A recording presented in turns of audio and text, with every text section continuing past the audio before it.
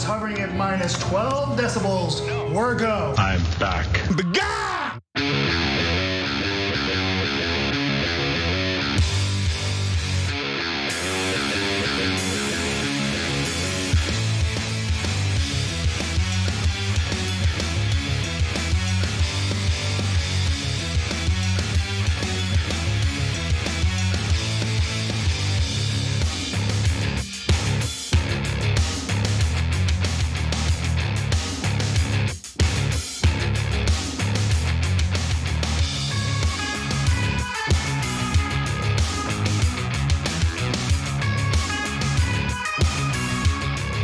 All right, live from the Polymarket studio in Los Angeles, the Young Turks. Cenk Uygur and Kasparian with you guys. We have a hell of a show for you. Did Donald Trump bribe some other witnesses? Well, ProPublica has a really interesting story about that we'll get to a little bit later in the show. But first, ProPublica, gotta keep it tight. Okay, I don't got 30 minutes to read one piece. Keep it tight. No, that ship has sailed. When I see ProPublica, okay. I know not tight, not toy like a tiger. But anyway, listen. Yeah, ProPublica is the print version of Cenk's rants. Okay, never ending. I was just about to say ProPublica has the best investigative reporting articles. So thank you, I appreciate it. Okay, so seriously, ProPublica, Guardian, Lever, Intercept, awesome journalism as it's supposed to be. Anyway, we'll get to that story in a little bit. First, Israel. Yes, let's begin with the blue balls of the ongoing war in Gaza having to do with the ceasefire that's never gonna come. Israel and Hamas are under growing pressure to accept a ceasefire deal that President Biden says could end nearly 8 devastating months of war. The proposal gaining support from regional powers Egypt and Qatar. Hamas also praising the ceasefire proposal. But as momentum grows, there's new skepticism from Israeli Prime Minister Benjamin Netanyahu, who Mr. Biden said had agreed to the deal. Israel has offered a comprehensive new proposal. Hamas needs to take the deal. But Netanyahu now says it's a non-starter unless Hamas is effectively destroyed. That's because Israeli Prime Minister Benjamin Netanyahu's #1 priority isn't the hostages in Gaza, isn't the Israeli people, isn't the assurance that he is engaging in this war without breaking international laws. His #1 priority is himself, Bibi Netanyahu. And the far-right extremists in his government threatened him over accepting a ceasefire deal, which is why he has now said that he rejects it. Cenk, go ahead. Yeah, so I want to explain why Ben-Gvir and Smotrich are actually powerless. So Netanyahu can make this deal any minute he wants because of something we're going to explain in a little bit. We hope that they get to this deal. Massively conflicting reports. Back to you, Anna. Right, so there are, again, conflicting reports because Netanyahu says one thing, he gets threatened by the extremists in his government, and then he says another thing. That's what the story really is. Let's keep it real.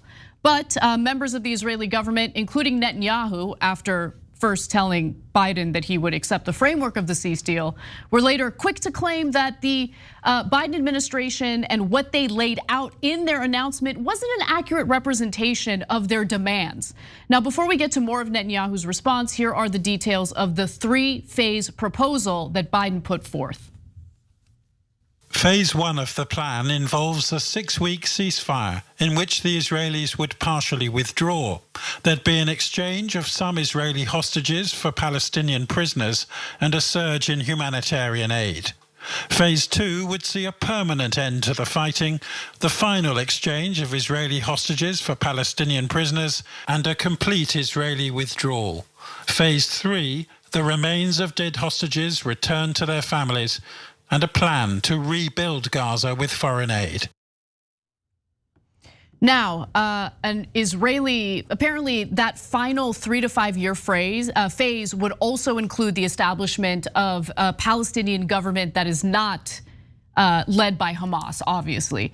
Now, an Israeli official called Biden's description of the plan inaccurate. The official specifically disputed that Israel had agreed to fully withdraw its troops from the Gaza Strip as part of a deal to free the 125 or so hostages remaining in captivity there.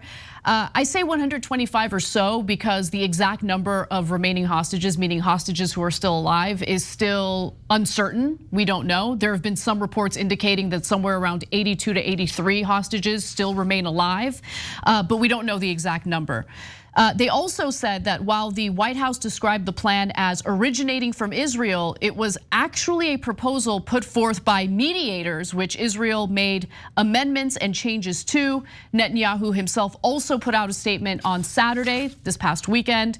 Let's read those statements to you right now. Israel's conditions for ending the war have not changed. The destruction of Hamas military and governing capabilities, the freeing of all hostages, and ensuring that Gaza no longer poses a threat to Israel. Under the proposal, Israel will continue to insist these conditions are met before a permanent ceasefire is put in place.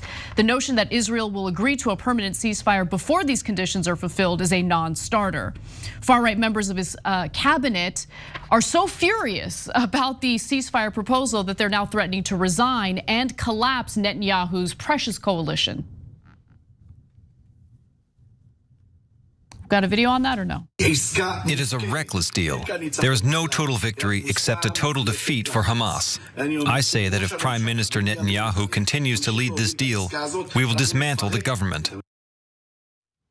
So Cenk, thoughts? Yeah, so first of all, the two biggest questions are, is it really a complete withdrawal by Israel?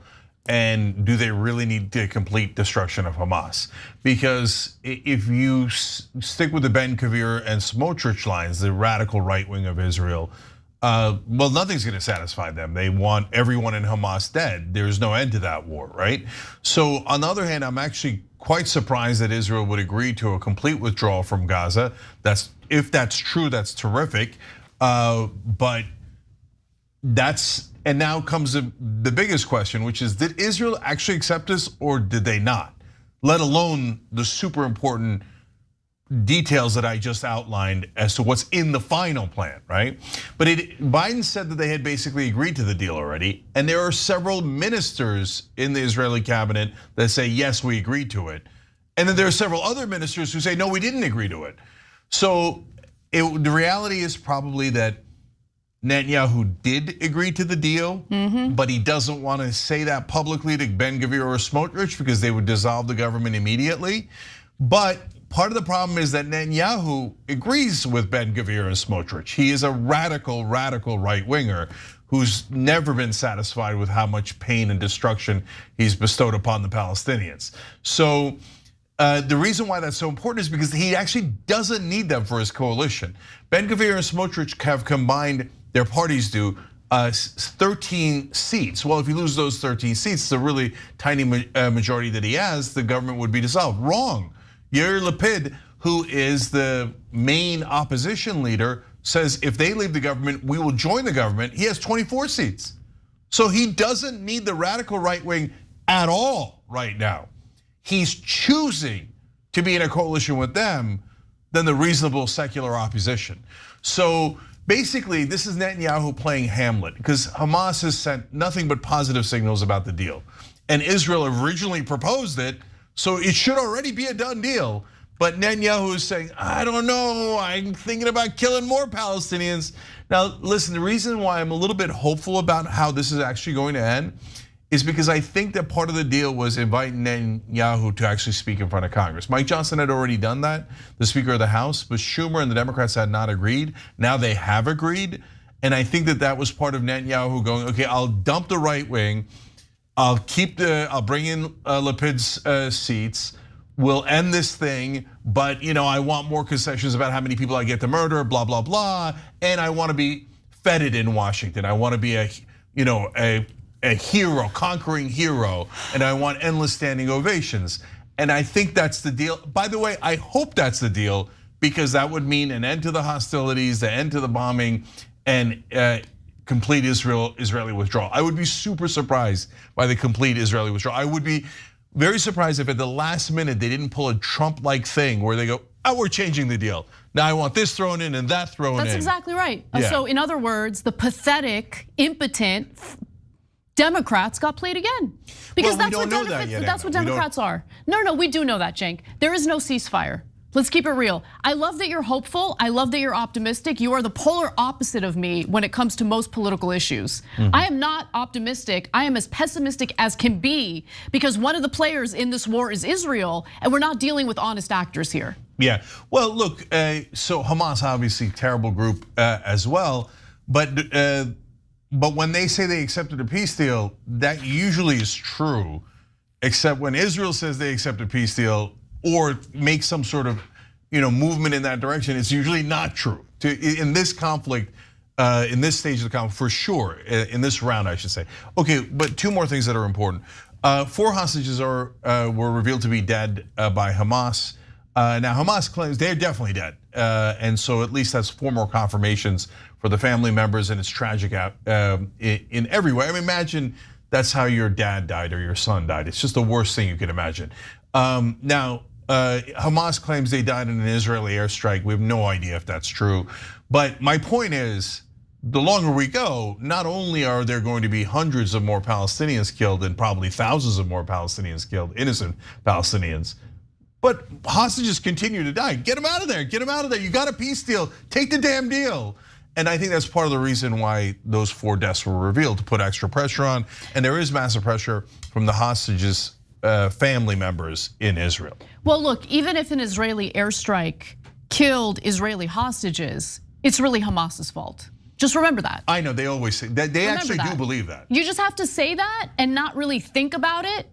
And somehow it passes as a legitimate excuse for a huge portion of Americans. Yeah. Including the entirety of the American government, with a few exceptions. Yeah, now look, guys, they take the hostages in the first place. It's their fault for taking the hostages, no question. On the other hand, you can't evade all responsibility when you're the one who dropped the bomb and killed them, if that's what happened. Look, very likely that did happen for some hostages. I don't know if it happened for these particular hostages. Just like we don't take the IDF at their word, we certainly don't take Hamas at their word. How many thousands of bombs have been dropped on Gaza, a tiny 25-mile strip of land?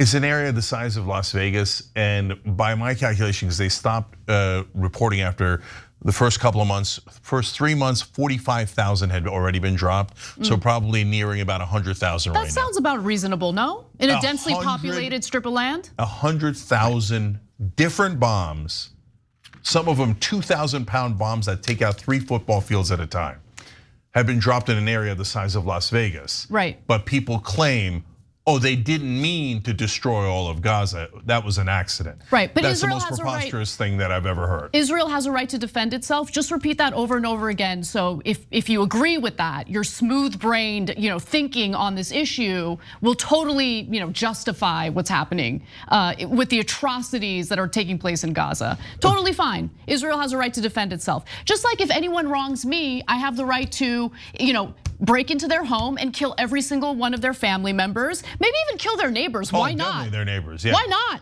Yeah. I mean, I have a right to defend myself, no? Yeah, if a gang... Crazy lunatic thinking. Let's keep it real. I said this from the beginning.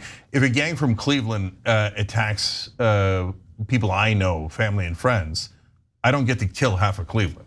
That's insanity. You do if you're Israel. But if you're Israel, I'd say I got a right to defend myself. Yeah. So, I mean, they happen to be in the same area and they're roughly the same race, and that race doesn't really count. Anyway, look, last thing on this. If the deal happens, I'm thrilled because it ends the fighting and hopefully gets Israel out of Gaza. And by God, we have got to get to a 2-state solution. Otherwise, this is never gonna happen. And for those of you who think that all of this started on October 7th, I mean, you're absolutely ridiculous. It's a 57-year occupation. So, and then by the way, if you keep the occupation going for another couple of more years, 10 more years, 20 more years, and then more October 7ths happen, you will all pretend to be outraged, like, oh my God, I didn't, who would have guessed this? I'm guessing it right now. More October 7ths will definitely happen if you continue the occupation, because there is no set of people on earth that would ever accept being ruled by you forever and say, oh, I submit. I will never, I beg you, I beseech you, of course, rule me, I am a peasant, your lives are more important. No, they're never gonna accept occupation. Nobody would, the Israelis wouldn't. I would hope to God Jewish people wouldn't accept being occupied by a foreign power that has been nothing but brutal to them and has eviscerated them time and time again. So it will be endless violence unless the occupation ends. If you don't know that, you're just saying, I don't care about the endless violence. I just want to take as much of their land as humanly possible, because that's exactly what Israel's doing right now in the West Bank, and God knows what they'll say about a so-called buffer zone in Gaza. Finally, if you were gonna, I want us, if we do the ceasefire, which I want, we're gonna rebuild Gaza. I want that to happen, and that's great. But it does drive me crazy that we paid for the destruction of Gaza, and now we'll pay for the rebuilding of Gaza. We could have avoided all of that if we hadn't funded the genocide in the first place. Yeah, we couldn't avoid all of that because we're not actually governed by the American government. We're governed by the Israeli government thanks to the Israel lobby that has complete control over our lawmakers. Let's move on to the next story. Netanyahu, he calls him a war criminal, says he's not going to attend. Bernie Sanders is parroting the talking points of Hamas. Being a real, genuine friend of Israel means to push Israel to put an end to this war. Being a genuine friend of Israel who cares about its future means put pressure on Israel to put an end to the apartheid and to the occupation. Nothing but this.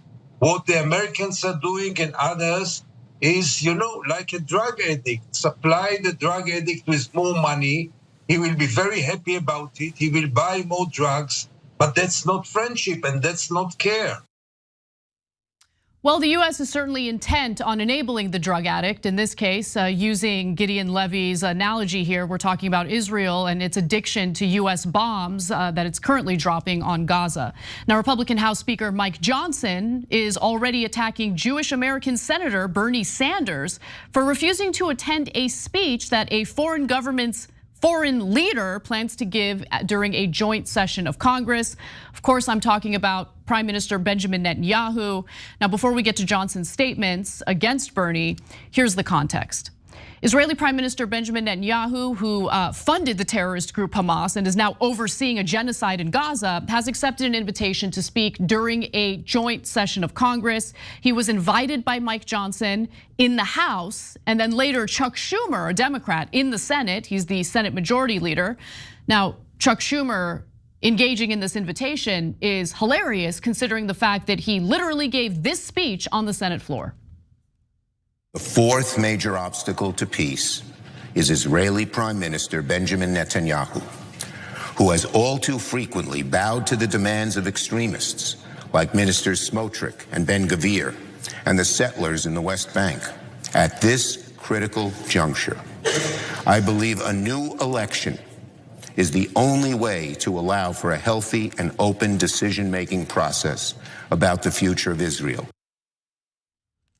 Netanyahu is elated by the opportunity to engage in propaganda here on US soil. He said so on X, writing, "I'm thrilled by the privilege to represent Israel before both houses of Congress and to represent what he refers to as the truth about our just war against those seeking our lives to be war against those seeking our lives to the representatives of the American people and the entire world." Obviously, he wrote a statement in Hebrew and it was translated, which is why grammatically it's a little strange, but you get the gist of the statement there. Now, Bernie Sanders is understandably against this, especially considering the fact that there are possible warrants at play for people like Netanyahu in the Israeli government over war crimes that have been committed. That's according to the International Court, the International Criminal Court. So Bernie Sanders writes, Netanyahu is a war criminal. He should not be invited to address a joint meeting of Congress. I certainly will not attend. He continues in this lengthy thread, writing, Israel does not have the right to kill more than 34,000 civilians. It does not have the right to orphan 19,000 children. It does not have the right to annihilate Gaza's healthcare system, knocking 26 hospitals out of service and killing more than 400 healthcare workers. It most certainly does not have the right to block humanitarian aid from coming into the desperate people of Gaza, creating the conditions for starvation and famine. This is a clear violation of American and international law, but as we've learned, if Israel's doing it, it's totally fine. There are other Democrats who say that they're considering not attending the speech. I don't like wishy-washy answers, but these are the people who are saying this. You have Representative Hank Johnson from Georgia, Representative Maxwell Frost. I would be surprised if he attended, and Representative Jan Schakowsky. Cenk. Yeah, so Bernie lived on a kibbutz. The only connection Mike Johnson has to Israel is AIPAC checks. And if Hamas was giving those checks instead of AIPAC, Mike Johnson would invite the leader of Hamas to Congress and give him standing ovations. He doesn't care about Israel, other than, of course, he's a lunatic evangelical, so he's hoping that Israel captures the West Bank and Gaza Strip. I mean, in other words, from the river to the sea, and then murders enough Muslims to start Armageddon, apocalypse, where Jesus comes and kills us all in his lunatic interpretation of Christianity. So that's who Mike Johnson is. He doesn't care about Israel at all. His best case scenario is we want Israel to kill all the Muslims before Jesus comes and kills all the Jews. So, wow, what an ally you have in Mike Johnson. But hey, as long as the AIPAC check's clear, everybody's going to do standing ovations for a butcher. So, and that is going to be a seminal moment because he's definitely going to come. And they're definitely going to give him standing ovation after standing ovation. All the good and decent people will, of course, not be at the speech led by Bernie Sanders. And part of the reason Bernie Sanders is not going to speeches, not just because of the Palestinians that have been slaughtered, as he explains, but because it doesn't help Israel to celebrate basically the equivalent of a serial killer. And it is going to reveal to the American people, for at least those that are paying attention, who our Congress is. Everyone attending that speech has no morals at all, none. They're all going to give standing ovations to a butcher. And look, if they're gonna attend, I agree with you. I don't want to hear about how moral they are, how much they care about humanitarian rights, or human rights, I should say. And I certainly don't want to hear them criticize the lack of human rights in any other country. Like they have no leg to stand on. Right? Yeah, like what? Like who are you to judge the morality or the human rights abuses of another country as you sit there filleting a war criminal? Yeah, there's no question about that. The hypocrisy will be through the roof. It's, I mean, look, this is a funny equivalent, but it is. If there was ASPAC, American Syrian Public Affairs Committee, and they were giving $100 million in this election cycle, Mike Johnson, Chuck Schumer, and the rest would invite Bashar al-Assad to Congress and give him a standing ovation. Listen, that's a really good point. I wish you hadn't have called it ASPAC. No, I know, I did it on purpose. Why'd you do that? No, because Israel is in the name of AIPAC, and no one bothers. Like, not a single reporter has ever noted that. Oh, this is literally to serve a foreign government. Whereas if you call it ASPAC, people go, "Whoa, what the hell is that?" Oh, American Syrian Public Affairs Committee. Well, that would be showing their ass to Bashar Assad. And it's the same exact thing for AIPAC. If that hurts your feelings, oh no, Syrians are evil and despicable Muslims. Israel is beloved, blah, blah, blah, right? Sorry, one butchered his own people, the other one butchered the Palestinian people, and might have even allowed October 7th. I mean, but Netanyahu knew October 7th was coming and didn't do anything about it. That's part of why he's unpopular in Israel. In Israel, unfortunately, popular opinion doesn't think that they went too far in Gaza at all, at all. But they do think Netanyahu exposed them to the attack on October 7th. Now, I want to go to what Mike Johnson said about Bernie protesting Netanyahu's speech before a joint session of Congress. He did so during an interview on Sunday on Fox News. Let's take a look. Bernie Sanders is parroting the talking points of Hamas and the Ayatollah in Iran. If that's the side he wants to choose, so be it. Our Democrat colleagues have to make a choice. Are they going to stand with our most important ally in the Middle East at this most desperate time, as has traditionally been the case in Washington? We've had bipartisan agreement that we have to stand in solidarity with Israel. Or are they going to take this new side and stand with Hamas and the Ayatollah? Bernie Sanders has chosen a side. I hope that our other colleagues in the Democrat Party will stand up and do the right thing. Well, according to Mike Johnson's standards here, the international community is parroting Hamas talking points. Yeah, because the international community all says take the goddamn deal. It's definitely the right deal. Yeah, they want a ceasefire, and they see the atrocities being carried out by the Israeli Defense Forces in Gaza, and they're horrified. Yeah. Well, listen, look, guys. Mike, if you haven't figured out that Mike Johnson's a useless servant of the rich and the lobbyists, you got a lot of education coming your way.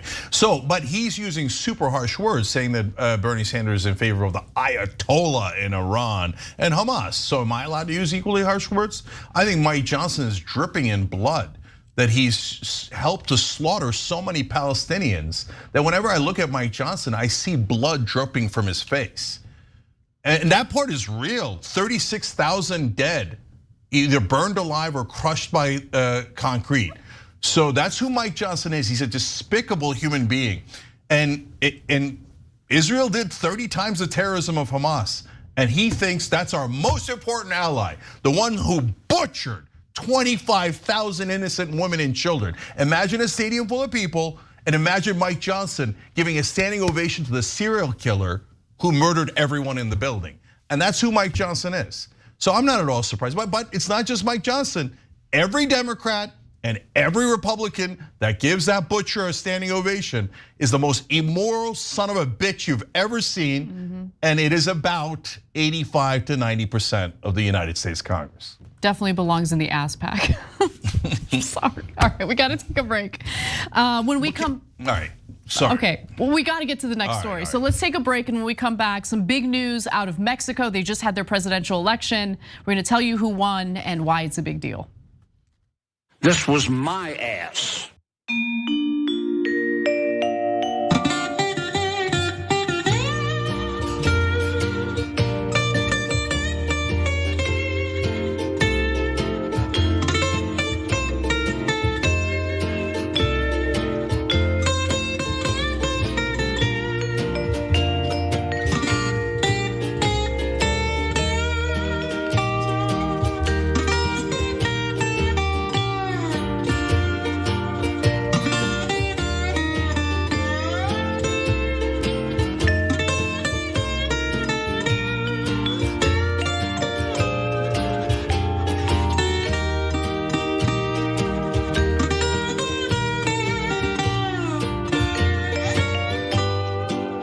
This was my ass. All right, first of all, Metal Turtle, thank you, brother. You're awesome. We appreciate you for the donation through tyt.com/team. Jenks Left Tricep of Fury says, no takebacks, BB. It's a nice thing. I wish it were true. Jesus Take the Wheel says, Doctors Uger and Kasparian will see you now for your daily injection of truth. Started an interesting way. I like that ending. Thank you, brother. Gabby Marita says, haven't we known since before October 7th that the leadership of Hamas is in Qatar? Why is that part of Israel's so-called anti-terror initiatives? Weird. So look, I don't want them bombing Qatar to try to get the Hamas leaders. I mean, you need Qatar to mediate in situations like this. But your point is an excellent one, Gabby, for these reasons, because they keep saying, oh, we're gonna kill the leadership of Hamas by continuing to attack Rafah in Gaza. Except the leadership of Hamas is not in Gaza. So it never made any sense in the first place. Eclectic Miscellaneous says, if Netanyahu refused to accept a ceasefire deal, Congress will rescind their invitation to Netanyahu, right? Sorry, you'll have to excuse me a minute. I'm laughing too hard to type. So of course, it's a great point by Eclectic, because if Netanyahu then goes back on the deal, they're not going to disinvite him, because then AIPAC would be mad, and then everyone would have to be part of ASPAC as they get their asses slapped by AIPAC. How dare you, bad boy Mike Johnson, bad boy. You don't get as many millions of dollars in bribes. Camp Corona Dad says we'll pay to rebuild Gaza just as long as our developers get to own the waterfront properties. That's a great point, brother. I'm super worried about that. As they're rebuilding Gaza, here's what should be part of the deal, that Jared Kushner doesn't get his grubby hands anywhere near Gaza, okay? But if Trump wins, by the way, guess who's gonna own the reconstruction of Gaza? Jared Kushner. And as I say that, it made me wanna vomit. That's another excellent reason to vote against Trump. Okay, Shelby writes in, came across someone on TikTok making the comparison that Israel's actions in Gaza are equivalent to the Boston Marathon bombing occurring, and the US deciding to bomb the area relentlessly until they bombed who was responsible. Yeah, as long as you take out people that live in Boston and put in Palestinians, that analogy would be perfect, because then America wouldn't care about their lives at all. Virginia and South Carolina writes in, I love Mondays because it's my day off to rest from the busy weekend. As someone in the service industry, I'm mostly exhausted mentally and physically by the time I finally get a day off. Watching your passion for truth telling reminds me of my humanity. I'm so tired of being gaslit, but this community gives me strength to keep going. It's why I go out and continue to do what I do. #RidePink, making sure everyone gets home safe. Thank you, Virginia, I appreciate it. Virginia's in our town halls that we do on Wednesdays. You should check that out. Skittle Buttle Dragon Ras says Israel broke it, they can pay to fix it. I agree, but they won't. I'd be worried about getting my ass blown out, right? That is a weird way of saying it. This was my ass.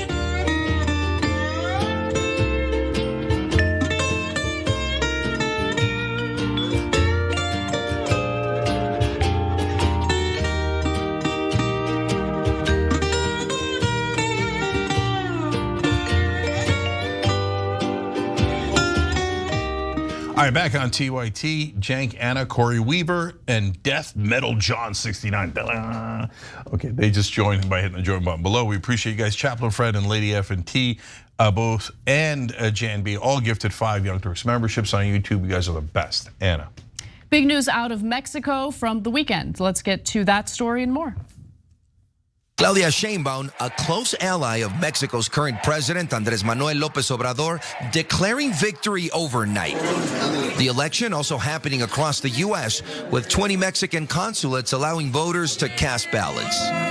As a young adult, it is really exciting to come vote for my own country. In Mexico, some voters waiting hours at polling locations. I think it's a necessary change, and it's a good sign of progress as a society. Mexico has made history, and they did so over the weekend by electing Claudia Sheinbaum, the country's first female president. She's also the country's first Jewish president. And that makes me want to immediately jump to a hilarious misconception that was uttered by a member of the Democratic Majority for Israel. Let's skip ahead to that. Let's go to the graphic by Todd Richmond, who says, important to note that she is not involved in the Jewish community and thanked Jesus for her victory. Interesting. Could it be that maybe she thanked Jesus because Jesus is the name of her husband? Which you can easily find on Wikipedia. Jesus Maria Tariba is the name of her husband. And besides which, Mexico's mainly Christian, so like, I mean, look. Can you freaking imagine that that's what that is where your head immediately goes to? Oh, she thanked. By the way, what if she actually did thank Jesus Christ? Who cares? So what? So what? Look, we should be celebrating a number of things. Number one, first female president of Mexico. That's awesome, and they beat us to the punch. By the way, half of their Congress is women, way better than ours. A third of their governors are women, way better than ours. The first Jewish president of Mexico. That's awesome. Impressive, yeah. Yeah, that's terrific. And look at the wonderfully open-minded Christians in Mexico who said, yeah, we're happy to have a female Jewish leader. Consider the fact that Mexico did not give women the right to vote until 1953. Okay, so decades after the United States had done so, but they have obviously lapped us by electing the first female president in their country. I don't know if that's gonna happen anytime soon here in the United States, but nonetheless, I mean, it's not just the fact that she's a woman, it's not just the fact that she's Jewish, it's also what she stands for that is appealing to the majority of voters. She easily won. It was, I mean, it wasn't even a question. 58% of the vote went toward her. Sheinbaum appeared likely to surpass even the massive number of votes President Andrés Manuel López Obrador received in 2018. By the way, she's a protege of his. And she defeated her top rival, Xochitl Galvez, by a 2-to-1 margin. So that's a pretty big deal. It's not a contested election, she won easily. Yeah, guys, the biggest news story out of this, though, I don't think is that it's a woman president, Jewish president, etc. It's what she stands for. See, when you give people what they want, they're perfectly happy to vote for any race, religion, etc. In fact, a lot of people forget this. Barack Obama had an 83% approval rating here in America. And yes, his name was Barack Hussein Obama. America elected him twice and gave him a massive approval rating when they thought he was going to do the things that they were in favor of, okay? So in her case, why was she so popular? Well, that's because her predecessor, who's her mentor, tripled the minimum wage. He increased funding for taking care of senior citizens. He actually looked out for the average Mexican citizen. I know that comes as a shock to American politicians who've never once considered the idea, helping the average person. Well, how would my donors benefit from that? So since Mexico is not run by legalized bribery, and we are, our politicians never represent us. That's why they're never this popular. Like Obama got to 83% when he ran the campaign on change and hope. The minute he let go of all of those things and started serving the donors again, like every Republican and every Democrat does, he lost his popularity. So it's actually not that complicated at all. Do exactly as they did in Mexico, and you'll win by 2-to-1 margin. You won't have to worry about swing states or anything. And this is all relatively recent. It's not like they had this giant advantage. This party only came out 13 years ago. Exactly. And already they're dominating. And that's because they actually, for the first time, delivered. And with her election, this party is going to continue dominating for at least another 6 years. And she ran on a platform similar to that of AMLO's. That's the nickname for now the president, the outgoing president. She promised to expand the social programs created by Lopez Obrador. She pledged to maintain the North American Free Trade Treaty when it comes up for renegotiation in 2026, but said the economic changes of recent decades have created starvation wages. And just to give you a statement from one of the voters who supported her, this is Rogelio Librado Galicia, who's 45 years old, a Mexico City engineer. By the way, she was also the mayor of Mexico City previously. Well, this guy voted for Shane Baum, saying, I'm not saying this government doesn't rob, they all rob, but they've distributed money to the poor, unlike other parties that just steal for themselves. I like that comment because he's not like overly enamored by any political group. He's very realistic about some of the flaws, even with the political party that he's currently supporting. But he's noting what it is, what characteristic he finds in this party, the Morena party, that he favors, that he likes. And it's the fact that there is a redistribution of wealth that's very much necessary considering the conditions that those living in poverty are experiencing in Mexico. So one of our members on Twitch wrote in, Old Boss 43, all the old political parties in Mexico united to try to beat the new one, Morena, that came into power. That's one example that we can beat the establishment if we're able to enlighten some on the right. The reason I read that comment is because it goes exactly in the direction that I wanted to go in. And I think they're absolutely right. Guys, look at how simple it is to get, remember, it's not like Mexico always got 2-to-1. Morena has only been around for 13 years, and they did not get 2-to-1 margins in the beginning. Nobody got 2-to-1 margins. They got that through simply doing these policy proposals. So and what they did was they converted a lot of the right wing. You don't get to 2-to-1 advantage without converting tons of independents and right wingers. They're a very left wing party, which by the way goes to exactly what I said in the book, Justice is Coming. It's exactly what we've been saying on the show all the time. As long as you have a progressive populist that delivers, you're gonna sweep out both the establishment and the fake populist right that's represented by Trump. But you gotta deliver. So there are two choices right now for the Democratic Party, and you know which one they always take. One is do as Morena did and deliver, and it doesn't take much. Increase the minimum wage and increase Social Security. Boom, that'll probably do it in and of itself. That's just 2 out of dozens of proposals that they could do. Or stick with stupid establishment candidates who are in favor of the status quo and corporate rule. Now, which one do you think the Democrats here in America have taken? Stick with the status quo and corporate rule, even though Americans hate the establishment. In fact, everyone across the world hates the establishment. So I want to just at least briefly discuss what the critics are saying about her and about AMLO. The big argument against AMLO was that he was engaging in undemocratic behavior. And one of the efforts that's noted was the possibility of having the Supreme Court in Mexico chosen by popular vote, as opposed to having government officials handpick who's going to be on the Supreme Court. How is that undemocratic exactly? Yeah, no, it's the opposite. So it's using democracy through a popular vote to decide who the Supreme Court justices or the Supreme Court judges are in this case. So in terms of that specific proposal, I have no opinion because I think that it's both systems picking, the politicians picking them and it being an election creates different upsides and downsides. But that's not the point. The point is, look at this new thing. You know how when Trump started saying fake news, right-wing despots across the world started saying fake news, right? Duterte in the Philippines, Erdogan in Turkey immediately picked it up. Netanyahu in Israel, they were all like, and Putin, fake news, fake news, fake news, right? Now, there's a new talking point spread by Biden and the Democrats. Anyone who's your opponent is against democracy. Now, look, in Trump's case, I think it's true. I've explained it 100 times. But look at them so easily using that same talking point when a left-wing populist movement challenges the rich and powerful in that country. All of a sudden, you're against democracy. No way, okay. Well, why are they against democracy? Because they want democratic elections for Supreme Court. It's insane. Wait, do you guys even understand the meaning of words? Yeah.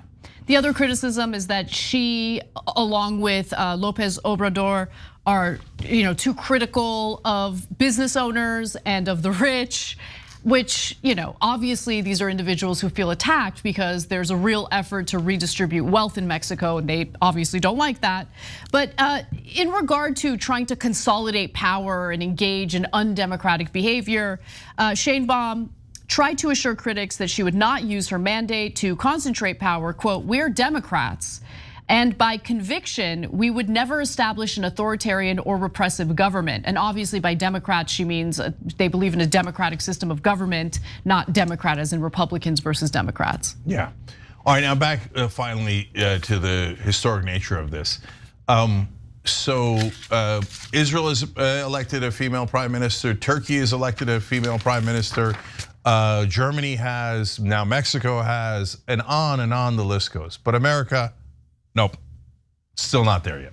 Yeah. Can we please let go of the stupid preconceived notions? Just pick the best candidate, whether they're a man or a woman. Agreed with that statement fully, yeah. Yeah, no matter what race they are, no matter what religion they are, and deliver for the people and have them pick you no matter what your race or religion is. It's not complicated. The only reason the Democrats don't do it here is because they're getting bribed by their donors. The Republicans are always the party of the rich and powerful anyway, so they're happy to go along. Let's do a little bit more like Mexico did in this particular case and actually improve the living standards, and you'll get the results that you want then.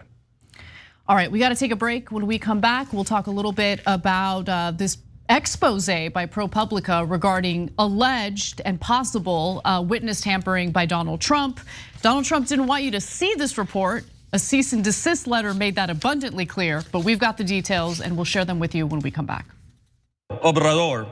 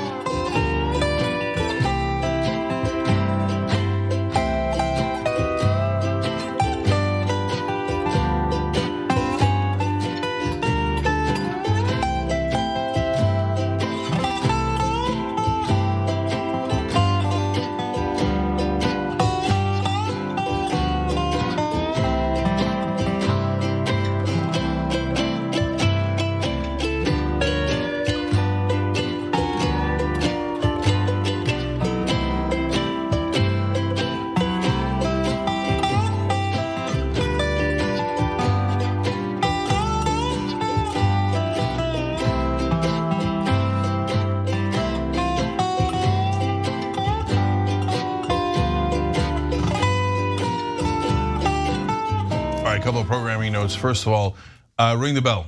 Don't miss out, okay? You don't want a bad case of FOMO. So whenever I go live during the weekends, I go live sometimes for the members, our members only bonus episode, etc. You'll get notices if you ring the bell. If you don't, you'll miss it all. Whatever. I'm playing around, but it would help a lot. So thank you if you do that. Don't forget to check out Election HQ on Snapchat. That's our election channel on Snapchat. If you have that, it's worth a look. And then shoptyt.com has a bundle of autographed books and activist apparel. So check it out at shoptyt.com. All right, let's go to our members again. Shelby says, whenever the US does elect either a woman or a Jewish person as president, it won't be an accomplishment. As a developed Western nation, we missed the opportunity for this to be an accomplishment a decade or two ago. Of course, I mean, look, again, Golda Meir a long time ago, Margaret Thatcher a long time ago, all of these folks were a long, long time ago, and we still can't seem to catch up. Joint TYT members says, well, when Trump wins, we can at least move to Mexico for some sanity. I mean, that's the situation right now. Look, Mexico still has tons of problems. Astounding 230 political candidates or their aides or assistants were killed in this election cycle alone. So it's not like the gang wars are over in Mexico and the crime has gone away. So there's still a lot to work out, but at least they're headed massively in the right direction as opposed to going in the wrong direction. Now to Twitch, Pawns 24/7 says, don't you know the only purpose of the US federal government is to funnel as much of other people's money and resources to the wealthiest people in the world? Come on, Jank. Well, I do know that, and that's of course what we're trying to stop. The funny, like MAGA thinks we're in favor of the establishment. I mean, you haven't watched a minute of the show if you think that. People are nuts if they think that. Anyways, Biden flavor Corn Pop says the 3-part deal is great, which saves so many good Israeli people who yearn for peace and togetherness too. Totally agreed with that. Crafty Kether says if Mike Johnson joins ASPAC, will his son get a notification on his phone? That's funny, excellent. Crafty Kether, first of all, you lived up to your name. Second of all, if you're a member, email rewards@tyt.com because I'm gonna give you a $100 Blue Apron gift card. I gotta say, ASPAC is the comedic relief I didn't know I needed today, yeah, but it well, is. You know what? You're welcome. Okay. Here's another comment you're gonna agree with. Anthony McClendon, Gaza, the size of Vegas, but more than nearly 3 times the population. And I love how Hamas has hostages, but Israeli government only has prisoners. That's a good point. By the way, Anna especially focused on clear, concise reporting and analysis. No filibustering, Jank. Hey. This was my ass.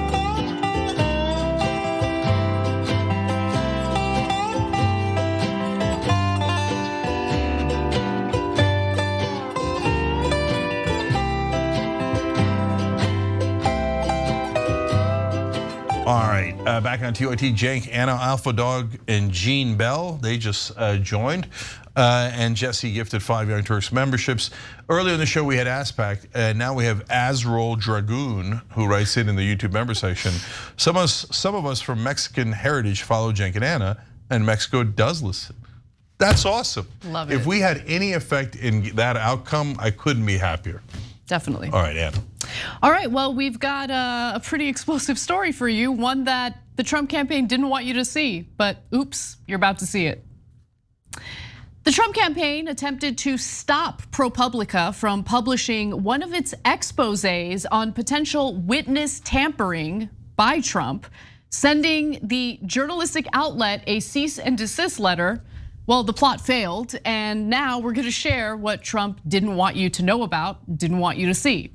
So this detailed ProPublica piece, and it is detailed, it'll take you about 20 to 30 minutes to read it, describes how 9 people who have been named as witnesses in Trump's criminal cases received all sorts of goodies as long as they weren't cooperative with investigations.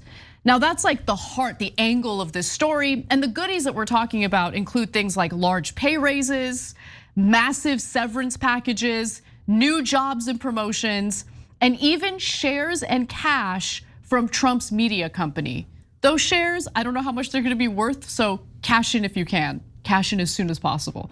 Now, one campaign aide had his average monthly pay double from $26,000 to $53,500. That's monthly pay. Another employee got a $2 million severance package, barring him from voluntarily cooperating with law enforcement. And one of the campaign's top officials had her daughter hired onto the campaign staff, where she is now the 4th highest paid employee. I guess it pays to be loyal to Trump. Now, the timing of these pay raises and other financial benefits also raises some eyebrows. One aide, for instance, was granted a position on the board of Trump's social media company after he was subpoenaed, but before he testified. Come on, it's so brazen. It's so brazen. I know, but you see, here's the thing. He's gonna get away with it, of course, right? Why? Yeah. Because what are you gonna do? Like, if he was a normal criminal defendant, oh, they'd add so many charges on top. You're trying to bribe witnesses. Oh, you got the subpoena, then your pay increases before you go to test. Come on. This is a layup, right? But they're not going to bring these charges because the MAGA guys would cry uncontrollably. He flooded the zone with so much criminality that he gets to get away with most of it. I've got more on that in a little bit. So I want to give you the examples that were highlighted by this ProPublica piece. And look, I'm going to exclude some of the examples because they're lawyers. And so were these lawyers that were called to testify against Trump? So we'd have to look into more of the details because so many of his lawyers were also defendants and witnesses because they signed papers. One of them signed a paper saying that Trump didn't have any more boxes when they definitely knew that he did have boxes, and you can't do that. Others, you can't tell your lawyer that you committed a crime. That's why a lot of times crafty lawyers will tell you, don't tell me anything. Let me tell you a story and then you tell me whether that's true, okay? Wait, you can't tell your lawyer that you committed a crime? No. I didn't know that. Yeah, and so. I thought lawyers knew that some of their clients committed the crime. Well, they know, but technically they don't. Okay. And especially if you're gonna, and obviously this is, I think it's fairly clear, but if you're gonna commit a crime, you definitely can't tell your lawyer. Lawyer has an obligation to report it if you're gonna commit a crime. Interesting, okay, good to know, good to know. Yeah, so when Trump goes into his lawyer, he's like, well, why don't you just lie in court and say I don't have the boxes when I have the boxes right here as we can both see. The lawyer's like, all right, well, I'm screwed. Okay, so then he's like, oh, maybe you need more money. Okay. But also, can I just. Again, to be fair, I'm not positive about those particular lawyers that got the raises. For those out there who are just hardcore Trump loyalists, Trump fans, Trump supporters, I'm just dying to know, and I want to talk to an honest actor who will honestly tell me the truth. Do you ever get super frustrated with him? Because okay, let me focus on a politician that I favor. I love Bernie Sanders. He's not perfect, he's a flawed politician, but out of all the politicians we've got in Congress, he's one of my favorites because he seems very principled, right? If he was consistently doing things and saying things that was getting him in trouble, I would be endlessly annoyed with him. I'd be so frustrated. And do these people not feel not only did these payments and goodies get paid out to witnesses in his criminal cases, but then after the fact, after his campaign knew that this ProPublica expose was going to be published, they send out a cease and desist letter, which makes the story even juicier, right? Yeah, it's a classic Trump blunder.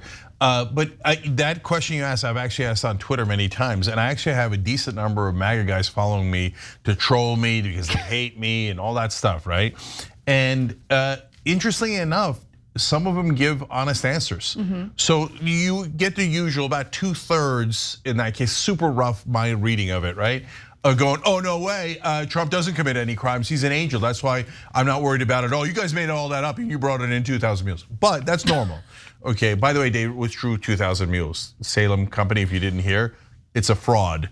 And they was like, oh yeah, it's totally a lie. So they had to withdraw it from the market. That is hilarious. Yeah, so anyways, but 1/3 of the MAGA guys go, no, I know, he's an idiot and he drives us crazy when he constantly does things to get himself in trouble when he doesn't have to, right? And if he didn't do that, they'd be in much better shape. They'd be in infinitely better shape. So they are rightly frustrated at him, but they think, as that actor Randy Quaid said the other day, was it Randy or Dennis? I don't know. Anyway, the more popular insane one said, yeah, but he's my a-hole, right? Yeah, yep. Like a lot of them get, yeah, he's a Dunder Mifflin, as I say to the kids, so not to curse, okay, and say bad things. But what am I going to do? I'm not going to vote for Biden. I'm not going to vote for the establishment, etc. I respect that honesty. At least these are people who are somewhat attached to reality, right? Yeah, exactly. Okay. I don't mind that at all. I mean, by the way, I can't stand the people who think that no, Trump is perfect and he can do no wrong, because these are not people you can have an honest exchange with, right? Look, and I'm having, we've had to do that almost our entire lives voting for Democrats. So I was very happy to vote for Obama in 2008, etc., right? But I had to hold my nose and my ears and my eyes and everything to vote for Hillary Clinton and Joe Biden. You think that I think they're a bouquet of roses? No, I just thought Trump was worse, right?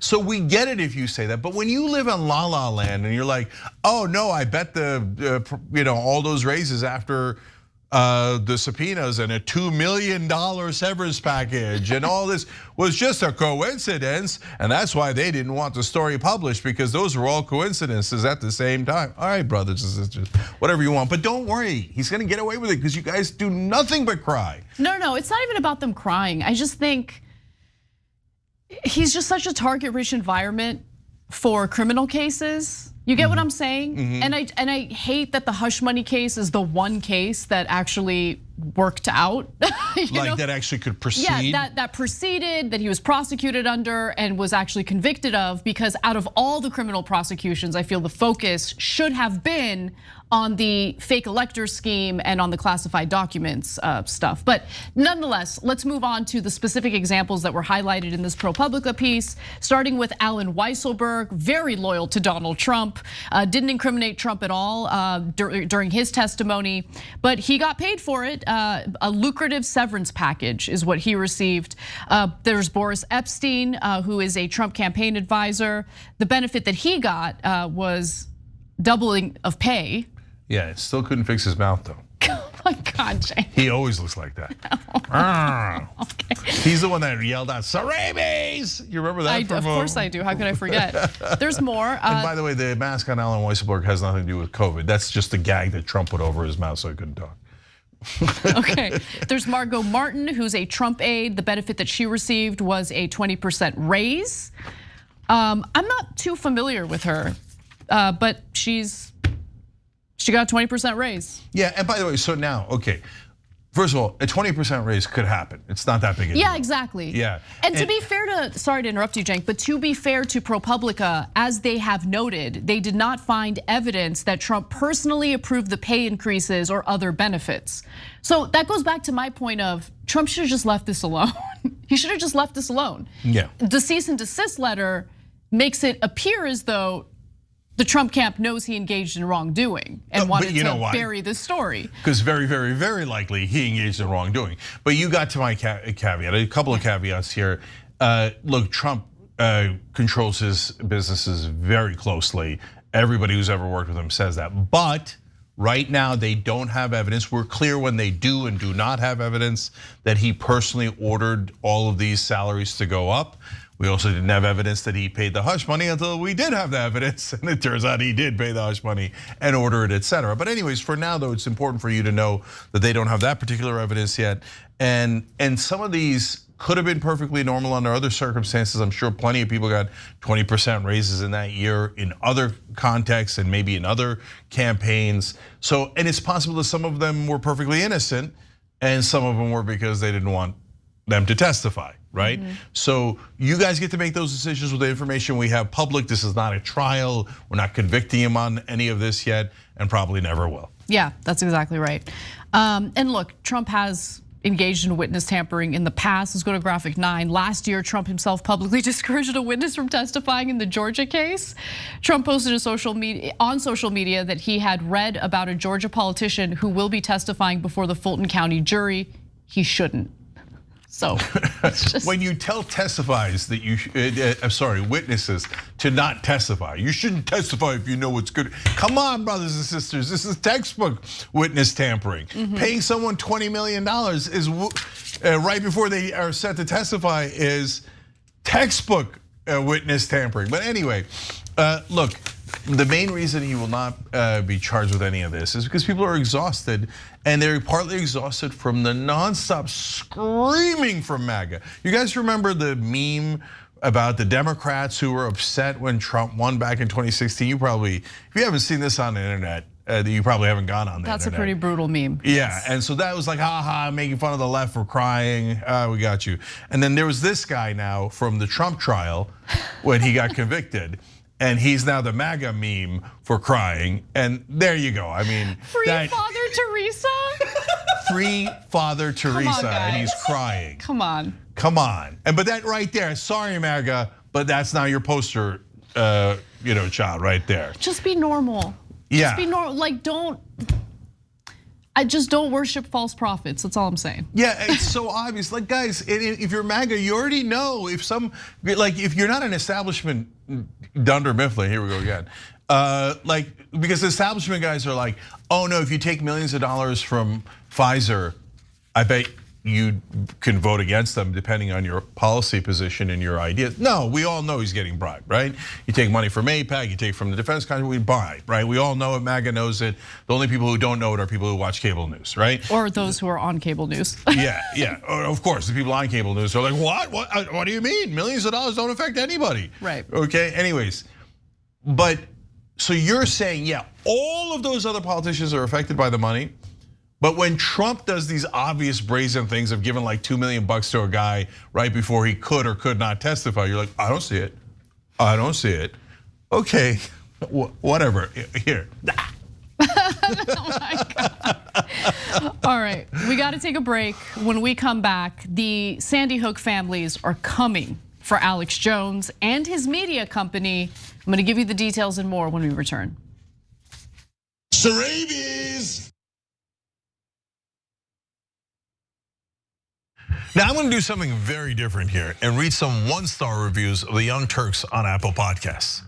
Donnie Franchise said, pretty much it's like listening to a trash compactor. Someone else said, negative, anti-American propaganda.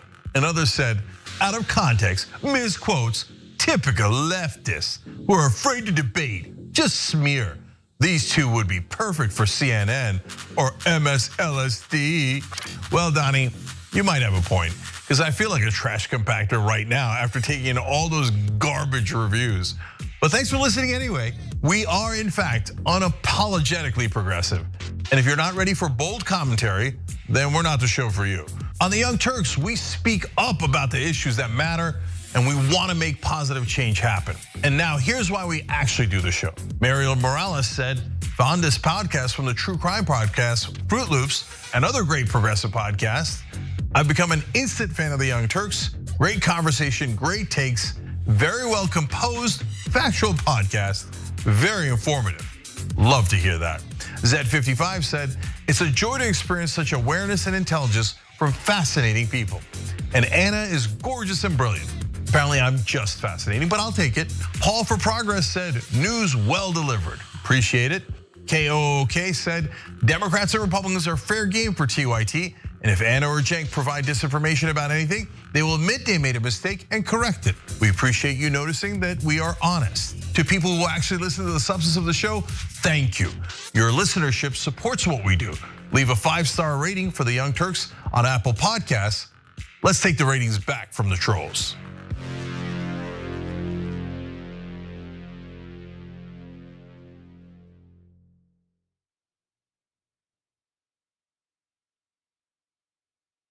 Everywhere you look, things are getting more expensive. Here at TYT, we understand this. That's why we're not gonna price gouge you or use inflation as an excuse to raise our prices. A TYT membership is not your typical subscription, but basic membership is still just $4.99. So what do you get for that price? For starters, you're getting exclusive programming, unique, exclusive designs from Shop TYT, access to a members-only chat, giveaways, emojis, and so many other amazing perks. But most importantly, you're helping to make an impact. As a TYT member, you not only help us do the shows every day, but you drive real positive change in the process. In 2017, we helped to start Justice Democrats right here on TYT. That's a group that got 12 progressives elected into Congress. That's amazing, you did that. Your support also funds TYT's very own investigative reporting. Just recently, our reporters exposed the Fellowship Foundation and pressured lawmakers into boycotting that bigoted event. Isn't that amazing? We raised over $30,000 for Jackson, Mississippi and delivered clean water to thousands of people in need. Our petitions, polls, and community of activists help keep the corruption of Washington in check. That's the impact of what just $4.99 a month from our members can do. And we're just getting started. Positive change doesn't occur overnight, but with your contribution, we can make it happen together.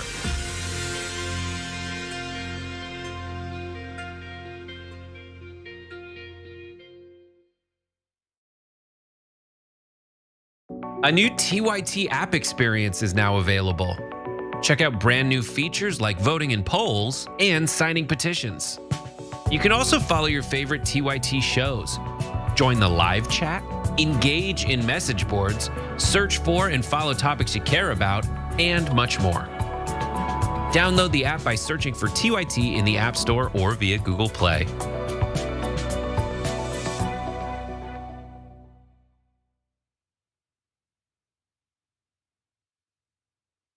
I created hemorrhoids.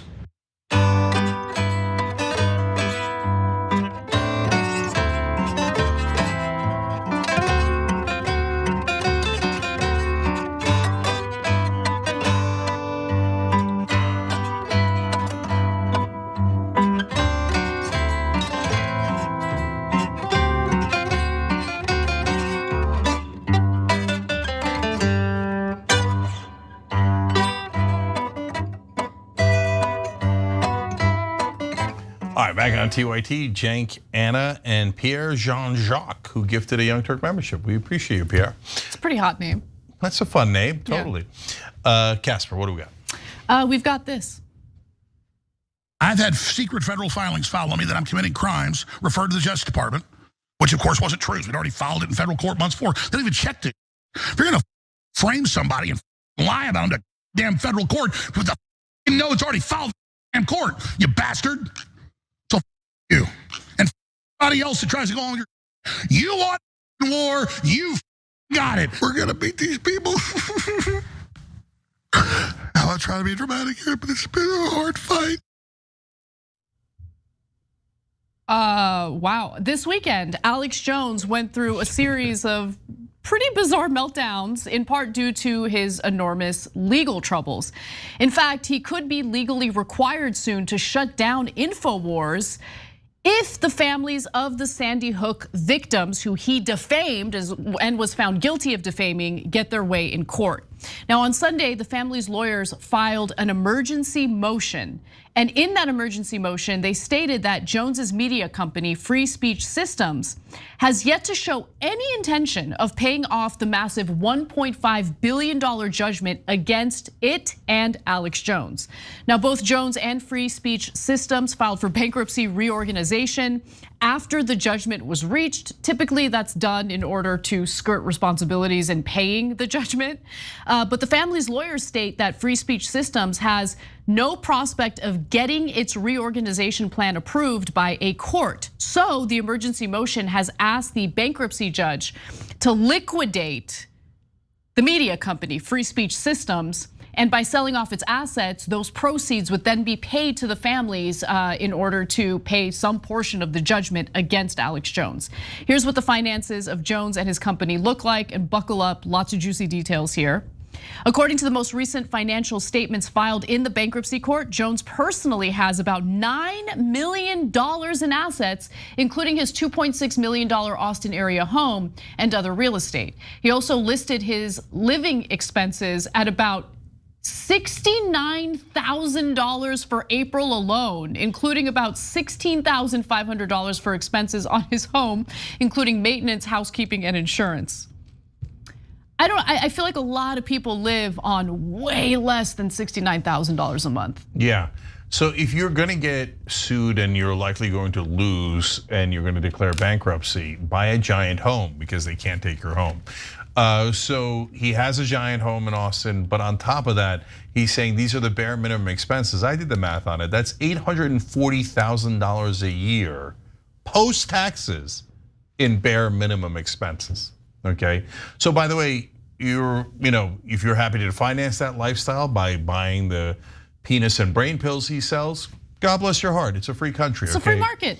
Yeah. Do you booze? Yeah, but it's also a country of laws, and one of our laws are laws around defamation, et cetera, in the cases that he lost. So since he lost those cases, and we have a justice system here, he has to pay those folks. There's actually an easy solution to this. But first of all, I can't believe his Amish friend isn't helping him at all. I thought the Amish were better than this.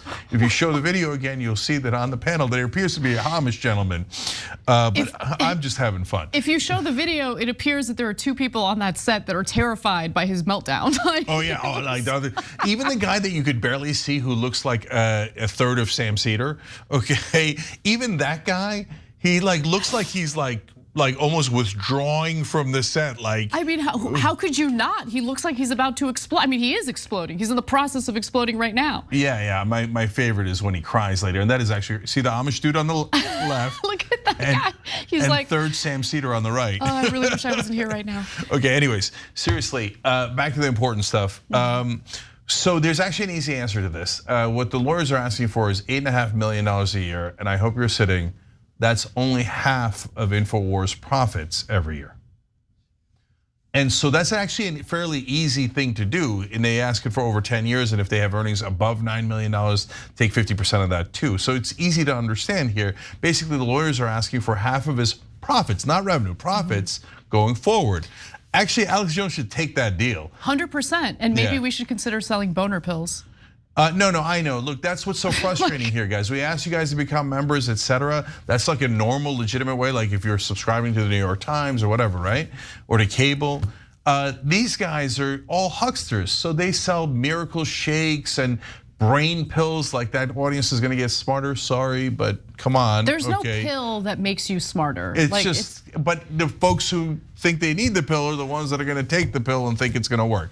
Anyway, and mainly he sells penis pills, and because the frogs are gay, you're gonna need these and stuff. Right. So that's how he makes his money, but he does make his money from that audience, bless their hearts, free country, right? So just give half your thing, you owe the money anyway. But no, he's a lying cheat. That's why he has to go and cry like a little baby and say, I don't want to pay my bills, I'm a deadbeat. And I mean, conservatives are like, deadbeats, we love deadbeats. He could try not defaming people whose children were slaughtered in a mass shooting. That could also help out, but I want to get into some of the details about the supplements he sells, because according to the Associated Press, InfoWars' parent company, Free Speech Systems, which employs 44 people, had nearly $4 million in cash on hand at the end of April. The business made nearly $3.2 million in April, including from selling the dietary supplements, clothing, and other items that Jones promotes on his show, while listing $1.9 million in expenses. Now, Free Speech Systems has offered to pay the judgment at $7 million to $10 million annually, but the families countered with a proposal that Jones liquidate his assets or pay them at least $8.5 million annually for 10 years, plus 50% of any income over $9 million. Yeah. So with those details in mind, Cenk, you still think that's a good deal for Alex Jones? I do, because look at the math. I just did it. So 3.2 to 1.9, that means his profit in that month alone was $1.3 million. And April's not necessarily a good month in digital media. So, but let's just times it by 12, that's 15.6. You take away 8.5 from that, it's a little over half of the profits. It's not anywhere near the revenue. So he's got a comfortable margin. And so, yeah, I mean, look, Alex Jones probably isn't gonna take the deal because he's gonna try to hide every single nickel there is. And he's a terrible person, and he probably has definitely has no remorse about what he did to those families, chasing one of them around the whole country, his maniac followers threatening to kill them, etc. But he's like, yeah, but I'm selling them boner pills, so right? But now as soon as somebody touches half his money, he's a sobbing mess. Like, he never cries over anyone else getting hurt, ever, ever, ever. That's a good point. But the minute that his own finances are hurt, and he totally melts. He's such a bitch, right? And so, like, if you showed any compassion to any other human being, okay, that's one thing.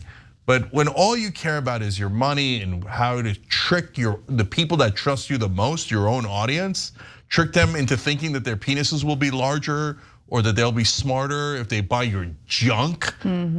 So that's the kind of despicable guy he is. And as with Donald Trump, yeah, the people that they attack are victims, right?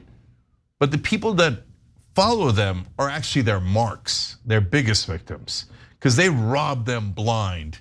Alex Jones isn't trying to get money from the left or independents or whatever. He gets money from the people who make the mistake of believing him. It's true. All right, well, obviously Alex Jones having a rough go at things, but he's not the only one in media, because another media organization is dealing with some pretty significant allegations by prosecutors.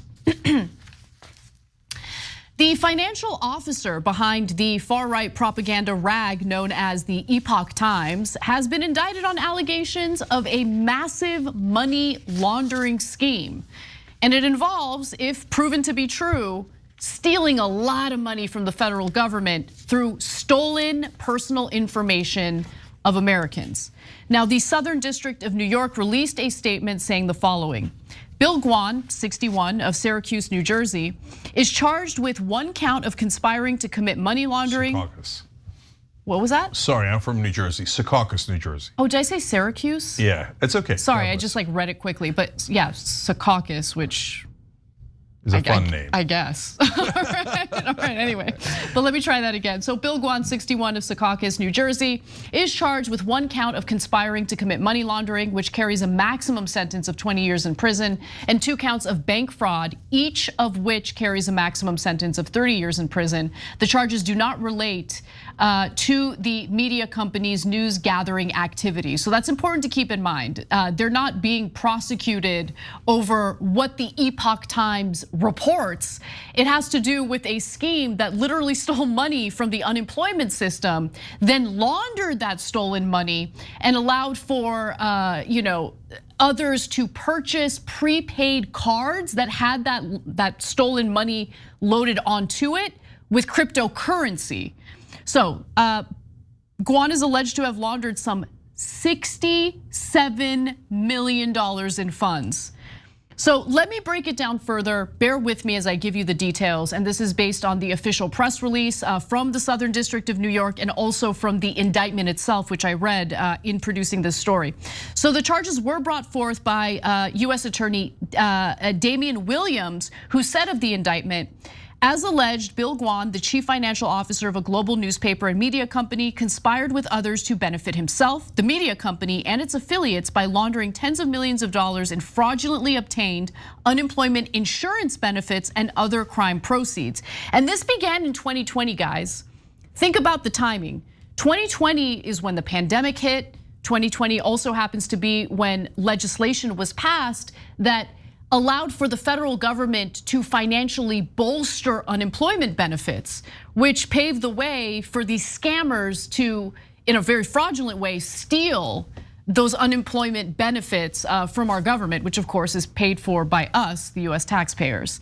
Under Guan's management, members of the Make Money Online team, MMO, and others used cryptocurrency to knowingly purchase tens of millions of dollars in crime proceeds, including proceeds of fraudulently obtained unemployment insurance benefits that had been loaded onto tens of thousands of prepaid debit cards.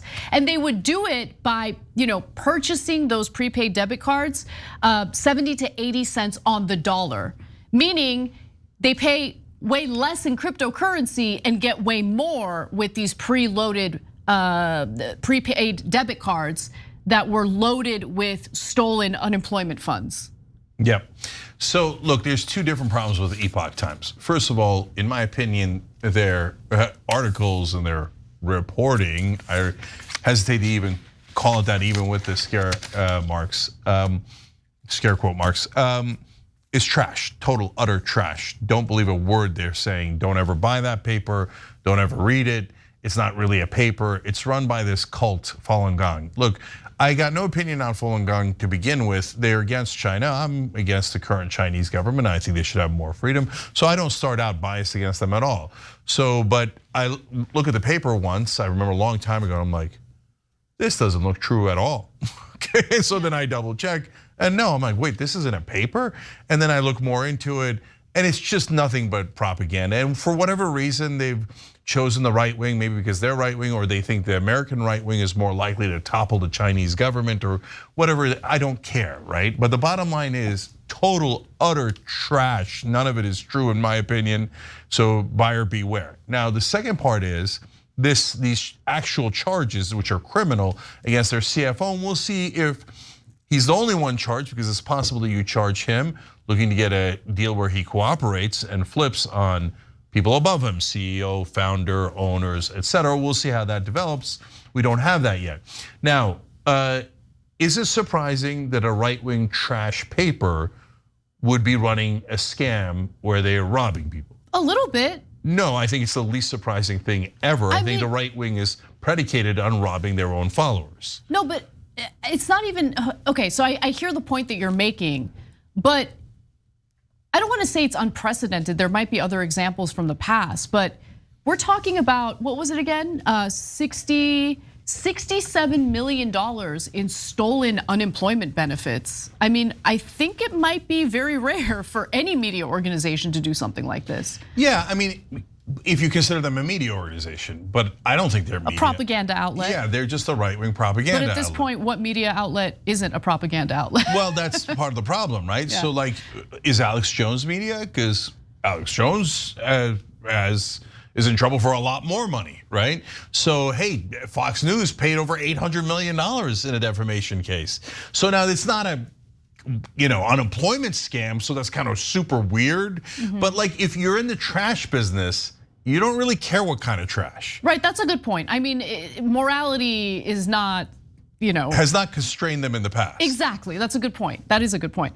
But the other thing I want to just note is, last year, NBC News did like this in-depth report about the financial situation over at the Epoch Times and like its explosive financial growth, which was strange. It's like, yeah, but who's reading this? Because you'll see Epoch Times time to time because they literally pass it out for free. Yeah. Right? Like you might wake up one morning and it's in your driveway and it's like, what is this?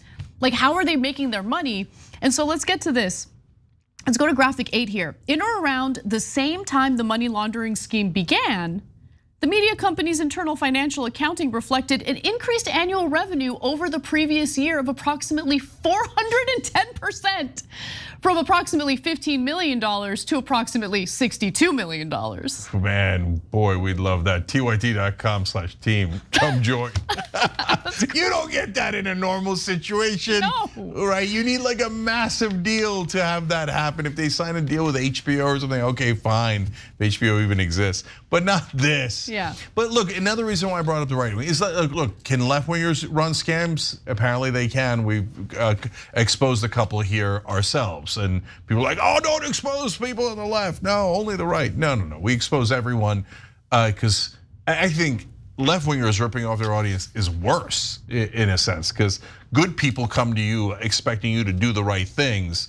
And when you divert their money, it drives me crazy, whether it's a politician or someone in an activist group or something. Anyways, but the reason why I focus on the right wing here is because, look, guys, for what this crazy turn of events, right-wing audiences and voters have said over and over again, they don't mind if their leaders are criminals and are even robbing them. So Donald Trump has taken all sorts of money from his own followers, and then instead of spending it on trying to get elected, which is what his followers care about, redirected it to his personal legal expenses, and is overwhelmingly, his supporters say, we don't mind, just take our money, who cares? Steve Bannon said he was gonna build a wall, instead he built a yacht. Okay. Hey, that's a short, quick summary of it, but his co-conspirators are in jail. He got pardoned by Trump. So he stole his own viewers' money, and they didn't mind. Alex Jones rips you off, you don't mind. So, Rick Scott, my favorite example, the largest Medicare fraud in American history, robbed little grandmothers and grandfathers.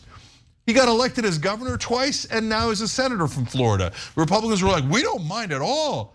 You're robbing us? Great, here's my money, Rick Scott. All right, guys, a sucker is born every minute and is very likely to be a Republican.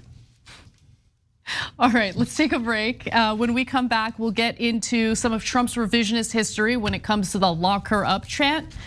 He wants to pretend like it never happened. It's very strange. That and more coming up, don't miss it. We're gonna beat these people.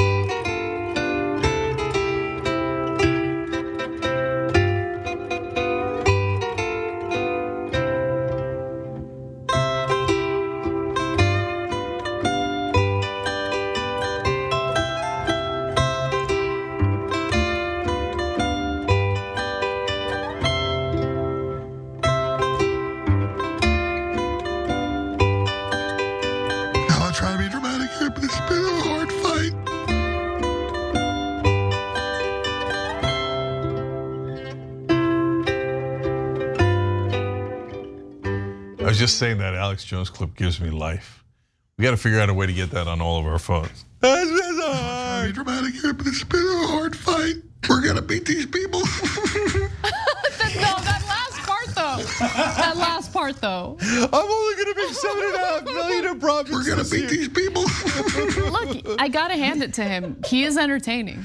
Oh, no, but we've always said that. Yeah. Both Alex Jones and Donald Trump, unfortunately, entertaining, but in a lunatic kind of way. I mean, you're supposed to know they're lunatics. That's why it's funny. Sometimes you want a little bit of unhinged and crazy. Yeah, that if it was just entertainment, I wouldn't mind at all. But the only problem is people actually believe them. They were supposed to be a clown. You went to a circus and thought you went to the theater. Okay, or thought you went to Congress. That's even worse. Anyways, Tora Williams, super chat. Love TYT. Thank you for all the hard work. We appreciate you, brother.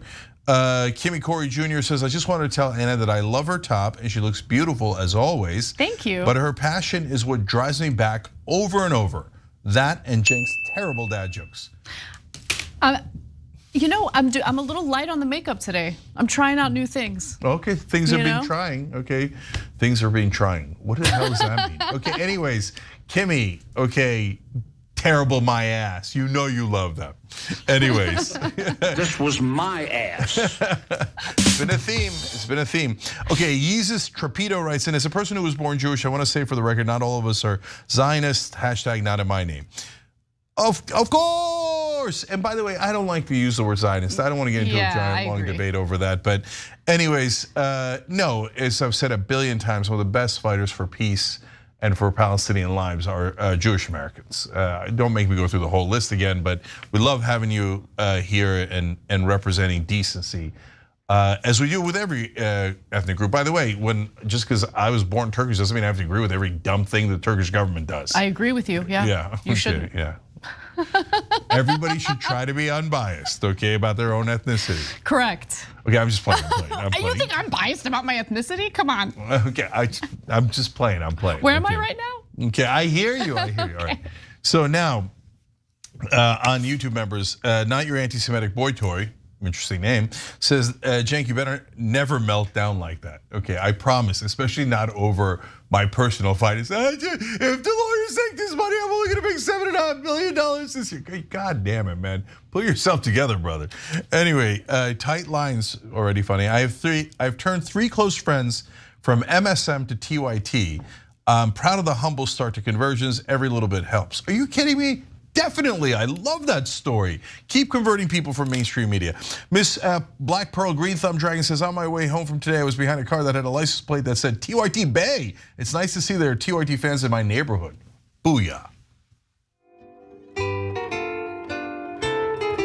We're gonna beat these people. Now I'll try to be dramatic here, but it's been a hard fight.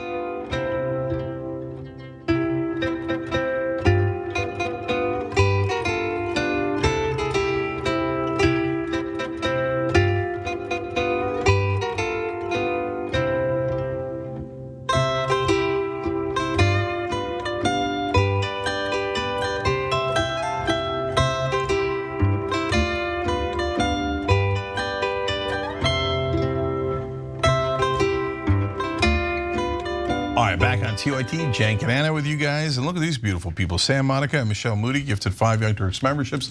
Oh, I have to correct something real quick. The crying MAGA guy in front of Trump's trial, it was a Jimmy Kimmel plant. Our bad. I didn't know that. I thought it was a real guy. The guy that had the sign, Free Father Teresa. Okay, come on.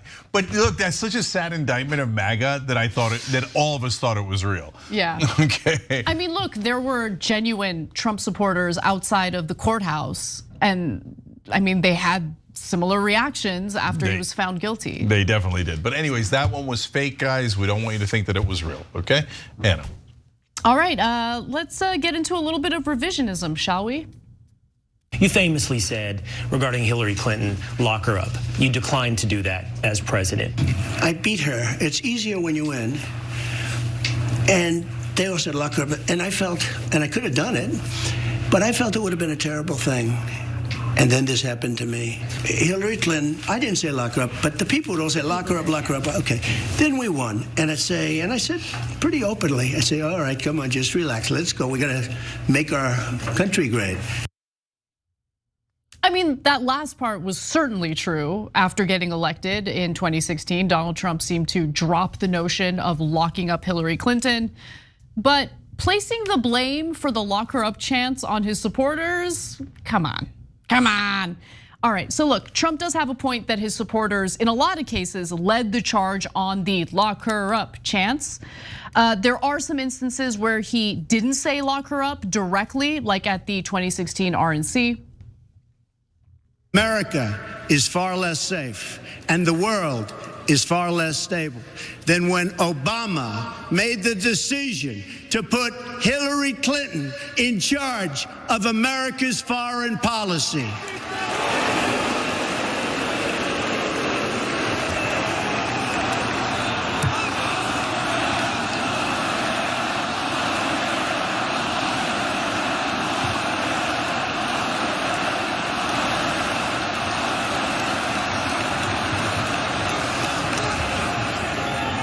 Let's defeat her in November.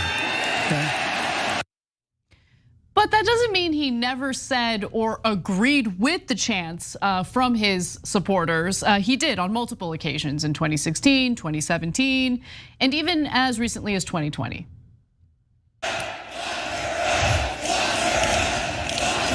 You know what?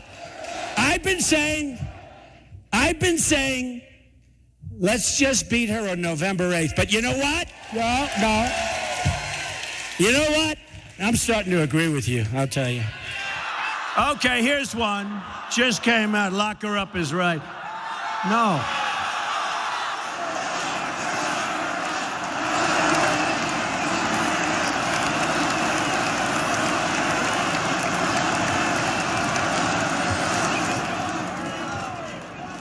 You gotta speak to Jeff Sessions about that. Crooked Hillary. And then she went 3 weeks later.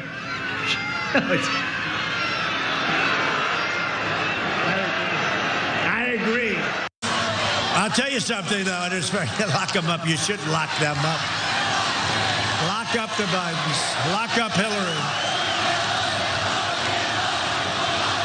Lock them up. So I don't really understand the need to lie about this, especially since his supporters seem to love the chant and love the notion of locking his political opponents up. Yeah, so well, there's 3 components to it here. So number one, I love watching those MAGA guys all the way back in 2015 and 2016 chanting, lock her up, as they say today.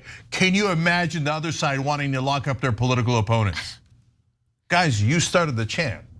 So, okay, you could say, oh, you're mad about it, Trump's an angel and he's never done anything wrong, blah, blah, blah, right?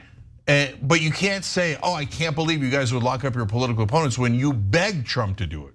You begged Trump to lock up Hillary. So, okay, well, I know Hillary did something, oh, she got rid of some classified documents. Trump stole way more classified documents, but no, he's an angel, he's an angel. No, but what Hillary did was wrong. Okay. Yeah, and but so nobody disputes that. I know, but like if we're gonna, and look, we're having a conversation about the mishandling of classified documents. Hillary Clinton literally deleted them, right? In order to skirt responsibility for what deleted copies of them. Deleted copies of them, but still, why did she delete them? Of course, she did. What she did was wrong. There's no question 100%. about it. I don't know why they let everybody walk out with classified documents. Biden, Pence, they had a tiny amount and they gave it back right away. But they shouldn't have had any. Agreed, yeah. So look, guys, if you're looking for accountability, I love it. I want accountability for all politicians, Democrats, Republicans. But when you guys are foaming at the mouth and go, lock her up, and then they lock up Trump for the same exact thing, but worse. Or they don't even lock him up, they try him. You guys are like, oh, I can't believe anybody would lock him. You can't say that, but you can if you don't give a goddamn about hypocrisy, and you don't. So just admit it for once in your life. Anyway, so Trump, did he enjoy those chants? You just saw it with your own eyes. He loved those it. Of course. He loved it. So, but to be fair to Trump, because unlike MAGA, we actually are fair. Unlike the mainstream media, we actually are fair.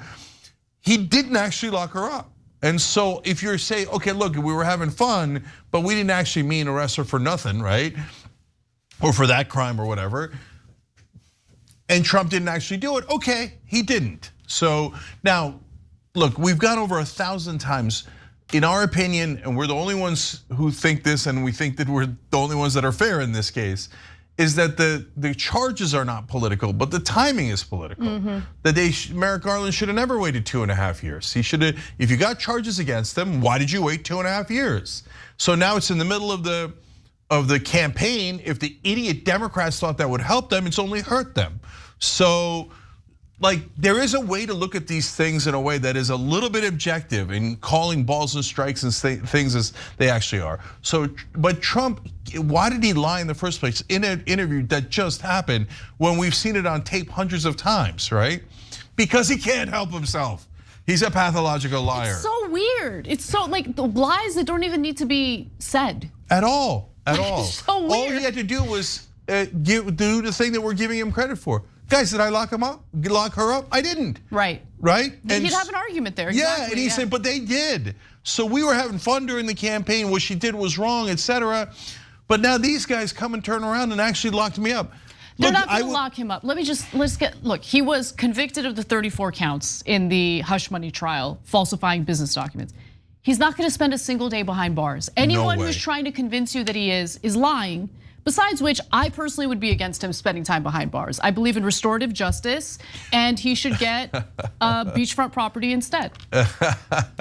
Anna's taking a dig at the extreme left that says that doesn't want prison time for actual hardcore criminals who do violent crimes, but all of a sudden they forgot about that and are like salivating at the notion of Trump spending time behind bars. To be fair, I don't know. I haven't checked in with the specific abolitionists. I certainly have. I don't know if the abolitionists say there should be no prison for anyone but Trump, but that would be very, very hypocritical. They're certainly not opposed to what happened to January 6 rioters. Yeah, and they should be if they're prison abolitionists. Anyways, bottom line is, pathological liar, can't help himself. You see him do it over and over again, even when there's absolutely no need to do it. Exactly. All right, well, let's move on to more lies, this time having to do with religion. I know that you've said before that you've been sustained by the prayers of lots of Americans. I've seen pictures of people praying over you. It's incredible, actually. Her question is, she says you've been faced with so much adversity and persecution for years. What's your relationship with God like, and how do you pray? That question was directed at former President Donald Trump. And I can't wait to hear what his answer is. Someone who has said that he is sustained by the prayers of his supporters, which might be true, Cenk. What do you think? I want you to pay attention in this answer to whether he ever answers a question about his relationship to God. Because when she asked him that, I thought, oh, good question, even though it's from Fox News, because I know he has no relationship to God. Okay, so let's see what he says. Let's find out. I think it's good. I do very well with the evangelicals. I love the evangelicals. And I have more people saying they pray for me. I can't even believe it. And they are so committed, and they're so believing. They say, sir, you're going to be okay. I pray for you every night. I mean, everybody, almost, I can't say everybody, but almost everybody that sees me, they say it. It's such a beautiful thing. Trump loves that others are praying for him. Yeah. I mean, look, there's two hilarious parts of this already. And then the main point. One is, people are telling me they pray for me all the time. Yet, like when you have cancer and stuff, like they might be wishing you well because they think you're so problematic. Like, hey, I pray for you, brother. So that's why almost everyone might be praying for him. Both the Republicans genuinely, and the Democrats like, I pray for your soul. Anyways, but that's a minor thing. The hilarious part of that is, I love the evangelicals. The evangelicals vote for me, I like them. They asked you about your relationship to God. They didn't ask you whether you like people who believe in God voting for you. We know you like that part. But what do you think of God? Like, do you pray? How do you pray? I watched the whole thing, never answers it. Look, I would have a tremendous amount of respect for him in this very specific instance if he just told the truth and was like, you know what, I'm not personally religious, but I really respect the freedom of religion. I respect the. He would never say that. He would never say that, right? Yeah. And that's the thing that drives me crazy. It's like, we all know you're not actually religious, and that's fine, that's fine. In fact, the religious people who are praying for you and support you, they probably know you're not religious either, and they think it's fine. Do you think evangelicals don't know that Donald Trump is not a man of faith? Well, again, Come on. It's happening. By the way, we have the second half of the answer. You're gonna love it. Who cares? Who cares? The question itself is stupid, in my opinion. No, I don't think it's stupid. I think it's a fair question because if you ask a Democrat, that might also be fair. But for a Republican, their huge part of their base is very religious and cares about his relationship to God. So they say they care. So in my opinion, what I was going to tell you, Anna, is I think as usual it's half and half. I think half of evangelicals probably think he really is a man of God just because they want to believe it, even though there's absolutely no evidence. Again, hilarious video coming up overall on Trump and religion. But the other half think, as I just recently read, a lot of evangelicals say, look, obviously he's a bad guy in his personal life, of sleeping with a porn, but God works in mysterious ways, and God sometimes chooses messengers that we might not agree with. Like David. David did all these wrong things in the Bible, but David God was a bad boy. Yeah, and God chose him anyway. So Trump's just like David, naughty boy, but for whatever reason, God loves the brother. Right? That's what's so great about religion, right? Of course, you just make it up. Yeah, there's an excuse for everything. Yeah. But Trump went on to explain how he thinks religion is such a great thing because were it not for the concept of heaven, would he really have an incentive to be a good person? Let's watch. Let's find out. When you look at all of this bad stuff going on, they have nothing to look up to. They have no God. They have no anything. They kill people, they beat people, they push people into subways. There's just nothing there. Religion is such a great thing. It keeps you, there's something to be good about. You want to be good. It's so important, and I don't know if it's explained right. I don't know if I'm explaining it right now, but when you have something like that, you want to be good. You want to go to heaven, okay? You want to go to heaven. If you don't have heaven, you almost say, what's the reason? Yeah. Why do I have to be good? Let's not be good. What difference does it make? Look, I'm an atheist, and I actually agree with what he said there. No, I do, and I'll explain why in a moment. But go ahead. Wow, that's so good. Yeah. I'm looking forward to that. Look, guys, he just told on himself because he obviously doesn't believe in religion. He never answered the question of what his relationship with God is. He never prays. He never believes. But the reason he told on himself is he's like, well, if you don't believe in heaven, what's the point of being good? That's the same idea he conveyed to his chief of staff when his chief of staff was praying over his son's grave. His son had served in the military and had passed away in service. And that's when Trump, according to his chief of staff, said the legendary line about suckers and losers. And he's like, these guys in the military, they're suckers and losers. What's the point? Why would you die for your country? Then you're dead. Because he doesn't believe in religion. And you could take that any way you like, right? And you could tell in his answer, which I'm gonna come back to. And so he thinks, well, if there's no heaven, what's the point of being good? Why don't I just rob you? Why don't I just take everything from you and then you can't do anything about it? And I'm not even gonna get punished for it. That is quintessential Donald J. Trump. And guys, if you're MAGA or whatever, or if you're an independent, you could tell from that answer that he's never opened the Bible, right? I mean, he's like, religion is a good thing because it makes people obey. And it and then why bother being good if not for religion? It's like he's a third grader trying to explain religion he's not in. Most religious people haven't opened their religious book, okay? Okay, yeah, but they have some rough sense of what the religion is. Sure. This brother doesn't even know. He can never answer a freaking question. Well, we're gonna give you the clips from the past in a second too. But you all know that he doesn't pray. He never goes to church. And Anna, what's amazing about Trump isn't all that. It's that he's gotten caught on this 1,000 times. And he still hasn't read one page of the Bible. All he has to do is read like 1 or 2 sections, go to church once or twice, so he could at least know how to use the lingo, so he could at least refer to a story or two. Look, man. Why would he need to if not being religious has not translated to hurting him in the election? Yeah, that's fair because the religious voters in this country will give him a pass no matter what, even though it's so obvious he's not remotely Christian.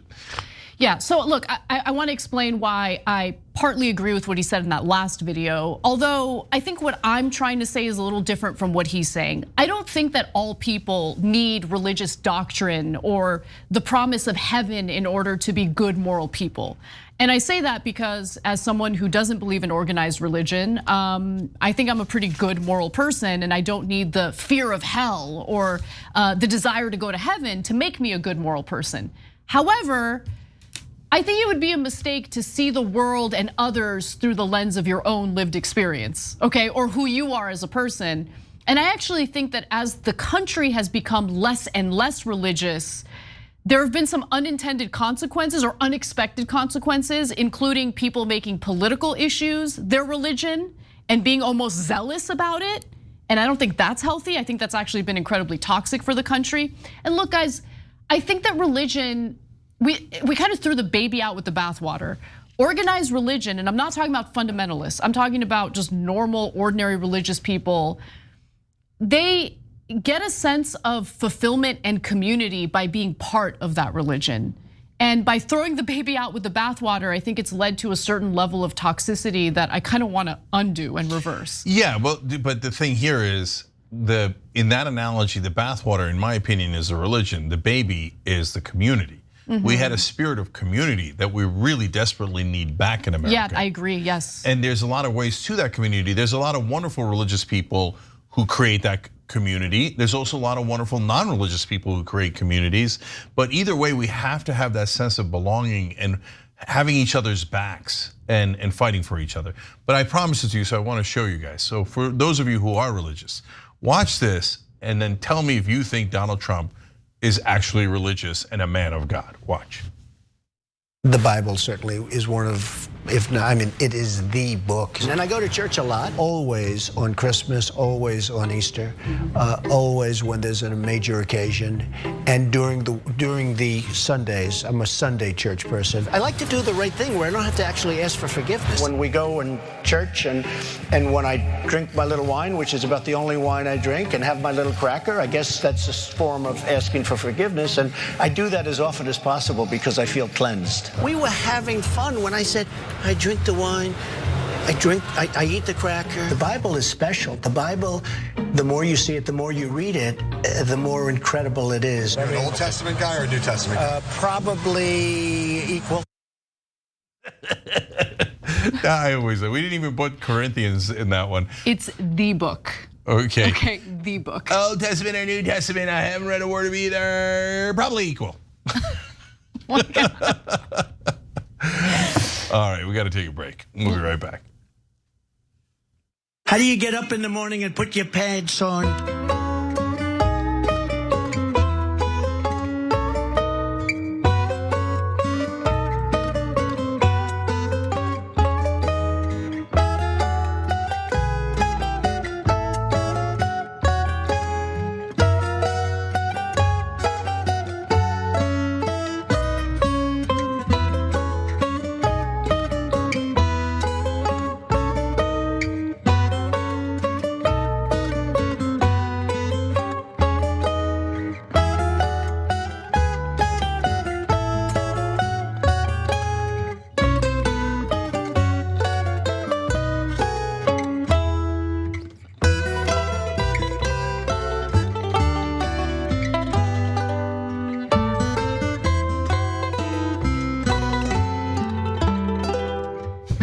All right, a lot of funny comments here. Let's go to YouTube Super Chat. R. Stone says, I have a very simple question for Trump. Who's your pastor? That is a good question. There's no, even if he pretends to go to church on on Easter and Christmas so he doesn't get caught, there's no way he paid enough attention to know the pastor's name. So that's a great question. I wish I could get a reporter that's gonna interview him, but then I'd have to know some sort of weirdo right-winger. Anyway, Matt Gates on a white Ford Bronco says, Trump supporters will chant any three-word slogan, lock her up, pop that corn, fry that chicken. But chef's kiss to Trump, throwing his base under the bus. Okay, I totally agree. Black Shoal Sun writes in about the peace deal, potential peace deal. Let's try this one. H-word group. He's referring to Hamas because apparently they don't let you write Hamas. I didn't know that. Should take the deal Biden spoke about. It's not real either way. Israel's government won't honor it. Hamas could expose more Israeli disingenuity. Man, how is that for a mispronunciation? Okay, them being disingenuous. But Hamas has basically kind of already accepted the deal. They're just waiting on Israel to reconfirm their acceptance. This is the second deal that Hamas has accepted. But look, officially they haven't. To be just perfectly clear. But every news article says Hamas has looked upon it very, very positively, and they are waiting for Israel to respond. So anyways, a guy on his own Crusade 35 says, I'm glad Sandy Hook families are coming after Alex Jones. Also, his pills don't enlarge men's members, LMAO. People like his size has still suppressed member. That's funny. Let him cry like a baby, LOL. Look, I don't know what the penis pills do, and I don't want to know, okay? But I like that we're trying to be like accurate about the penis pills he's selling. Layla Caravan Belly Dance says, just want to say I like Anna's less eyeliner look. Your eyes are so beautiful, Anna. You don't need so much makeup. Thank you. Interesting. Okay, God bless. Either way.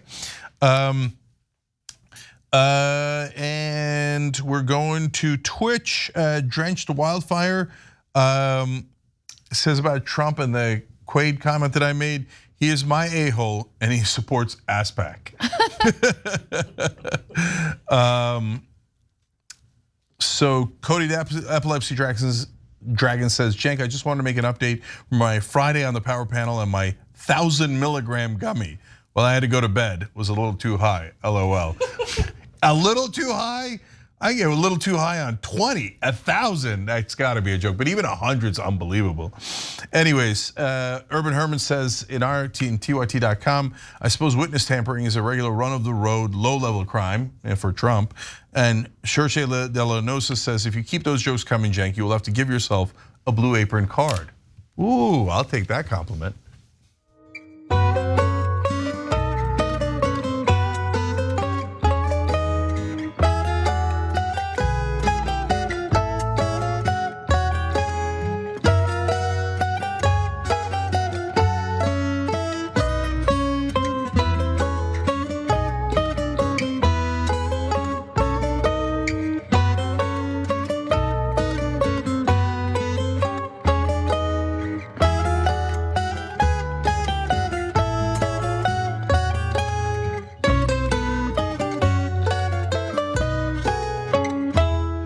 All right, back on TYT, Cenk and Anna with you guys. And Snevel just became a member on TYT.com/team. We appreciate you, you're awesome. Casper.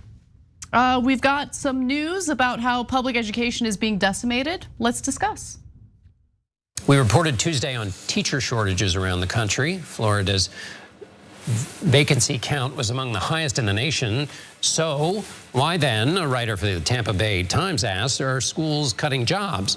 Missoula, Montana public schools are also facing layoffs, the worst in a generation, according to their superintendent. Also cutting staff, school districts for Fort Worth, Texas, and San Diego. Public school teachers and staff are getting laid off in districts across the country, and this is happening at a time when public money continues to be funneled to voucher programs, which then get used mostly at religious institutions, religious schools instead. Now, we'll get back to teacher layoffs in just a second. It's really important to get to the bottom of that. But first, let's focus on the voucher programs and this in-depth investigative report that the Washington Post did. Now, while vouchers can be used at any private school, a Washington Post investigation found that the majority of that money is actually being directed to religious schools, which, as we all know, destroys the line that separates church and state. Because again, public money, taxpayer money, is going to religious institutions. Now, in just 5 states with expansive voucher programs, more than 700,000 students benefited from vouchers this school year. Those same states had a total of about 935,000 private school students in 2021, the most recent year for which data are available. An additional 200,000 were subsidized in the rest of the country, according to tracking by EdChoice, a voucher advocacy group. That suggests a substantial share of about 4.7 million students attending private school nationwide are benefiting from vouchers, a number that is expected to grow. So look, there are a lot of issues at play here. Number one is the fact that money is being stripped or taken out from public education and it's being redirected to private institutions. That's already problematic considering the fact that it's decimating public education. But to add insult to injury, most of that money is being directed to private schools that happen to be religious institutions. So a total of 28 states plus DC have implemented some sort of voucher system. 8 states created or expanded voucher programs last year alone. And this year, Alabama, Georgia, and Missouri have approved or expanded voucher type programs. And vouchers, government money that covers education costs for families outside of public schools, vary by state, but offer up to $16,000 per student per year, and in many cases fully cover the cost of tuition at private schools. So I'm gonna get to specific states in just a moment, and you'll see how insane the numbers are. But the voucher program or the school choice movement really did explode during the coronavirus pandemic when a lot of public school districts decided to shut down and remain shut down for a very long period of time. Parents became incredibly desperate. Obviously, remote learning is not an effective way for grade school kids to learn. And so they enrolled them in private schools. And honestly, I can't blame them for doing that. Yeah, well, look, when I first started covering education now like decades ago, I had a very open mind on this. I thought private schools could be good competition. And remember, I used to be a Republican, so I was like, vouchers could be interesting all the way back in the 1990s, kind of around when they started, right? But since then, I've seen the data come in. And first of all, in the charter schools, they do no better than public schools. But what it does is it does decimate the funding of public schools. And then we saw what Finland did. They ended all private schools and their education results went skyrocketing up, not down. So when you have rich kids in public schools, that winds up making a huge difference. But as you're gonna see in the rest of the story, to me, that's not even the main point in this story. The main point is that it turns out this is just a way to subsidize far right-wing evangelical and other religious Republican voters, because their kids were already going to religious schools. This just allows the government to pay for it instead of them. The government through taxpayer money. Yes. Yeah, so you the taxpayer are funding it. Yeah, look, in one of the states, enrollment went up 15%. So you could say, oh, okay, well maybe those are new people that are taking this opportunity, right? But 80% of the same school in that one school is now getting subsidized by you and I, the taxpayers. So what that means is about 65%, instead of them paying for it as they had been for years, is now getting us to subsidize their religious learnings and learning about how Jesus is gonna save everything or whatever the hell else that they're teaching in that school that shouldn't have taxpayer money go to it. Exactly. So I want to get to some specific states and what the reporting has shown in regard to that public money being funneled to religious institutions. Let's start with Ohio. In Ohio, the GOP legislature last year significantly expanded its voucher program to make almost every student eligible for thousands of dollars to attend private school. As a result, more than 150,000 students are paying tuition with vouchers this year, which is up from about 61,000 in 2020. Now, what percentage of those students are now going to private institutions that are religious? About 91% of this year's voucher recipients attend religious schools. The Post analysis found when vouchers for students with autism and other disabilities who typically seek specific services are removed from the list, the portion going toward religious education rises to 98%. Yeah, so to me that was critical, and they listed a whole bunch of states. Indiana's also 98%, Wisconsin's 96%. Then I realized, oh, this isn't even about charter schools. This is just a giant way to funnel money to religion. While totally dismantling public education, which is pretty disastrous if you don't want your kid going to a religious institution. If, by the way, you don't want to pay tuition for grade school, I mean, who knows how long the vouchers are even going to last, right? Yeah, and you mentioned disabilities there because back in the 1990s when this idea started, they would talk about how, oh, this is going to help people with kids with disabilities who can get them to a specialized school. Minorities, they need another opportunity because the public schools are failing them, etc. Ain't got nothing to do with minorities, ain't got nothing to do with the disabled. 98% of the money is going, well, to be fair, 91% of the money when you include the disabled is going to religious schools in Ohio. And like we said, in other states, it's even higher, right? It's just a way to get to do what they claim Democrats do. They say, oh, Obama wants to give our money to black people and gave them phones and this and that. No, the Republicans are taking our money and giving it to their religious voters.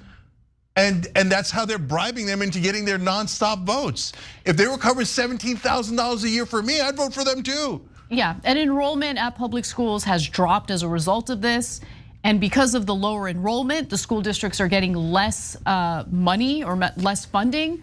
And that is partially leading to the teacher layoffs that we're seeing across the country. That's one of the factors, not the only factor, but one of the factors. So my kids go to public school, so now their education is getting decimated so that my taxpayer money can go to religious schools, which are unconstitutional in terms of taxpayer money going to it. This is a giant scam by Republicans to rob us of our money and give it to their voters. It's disgusting.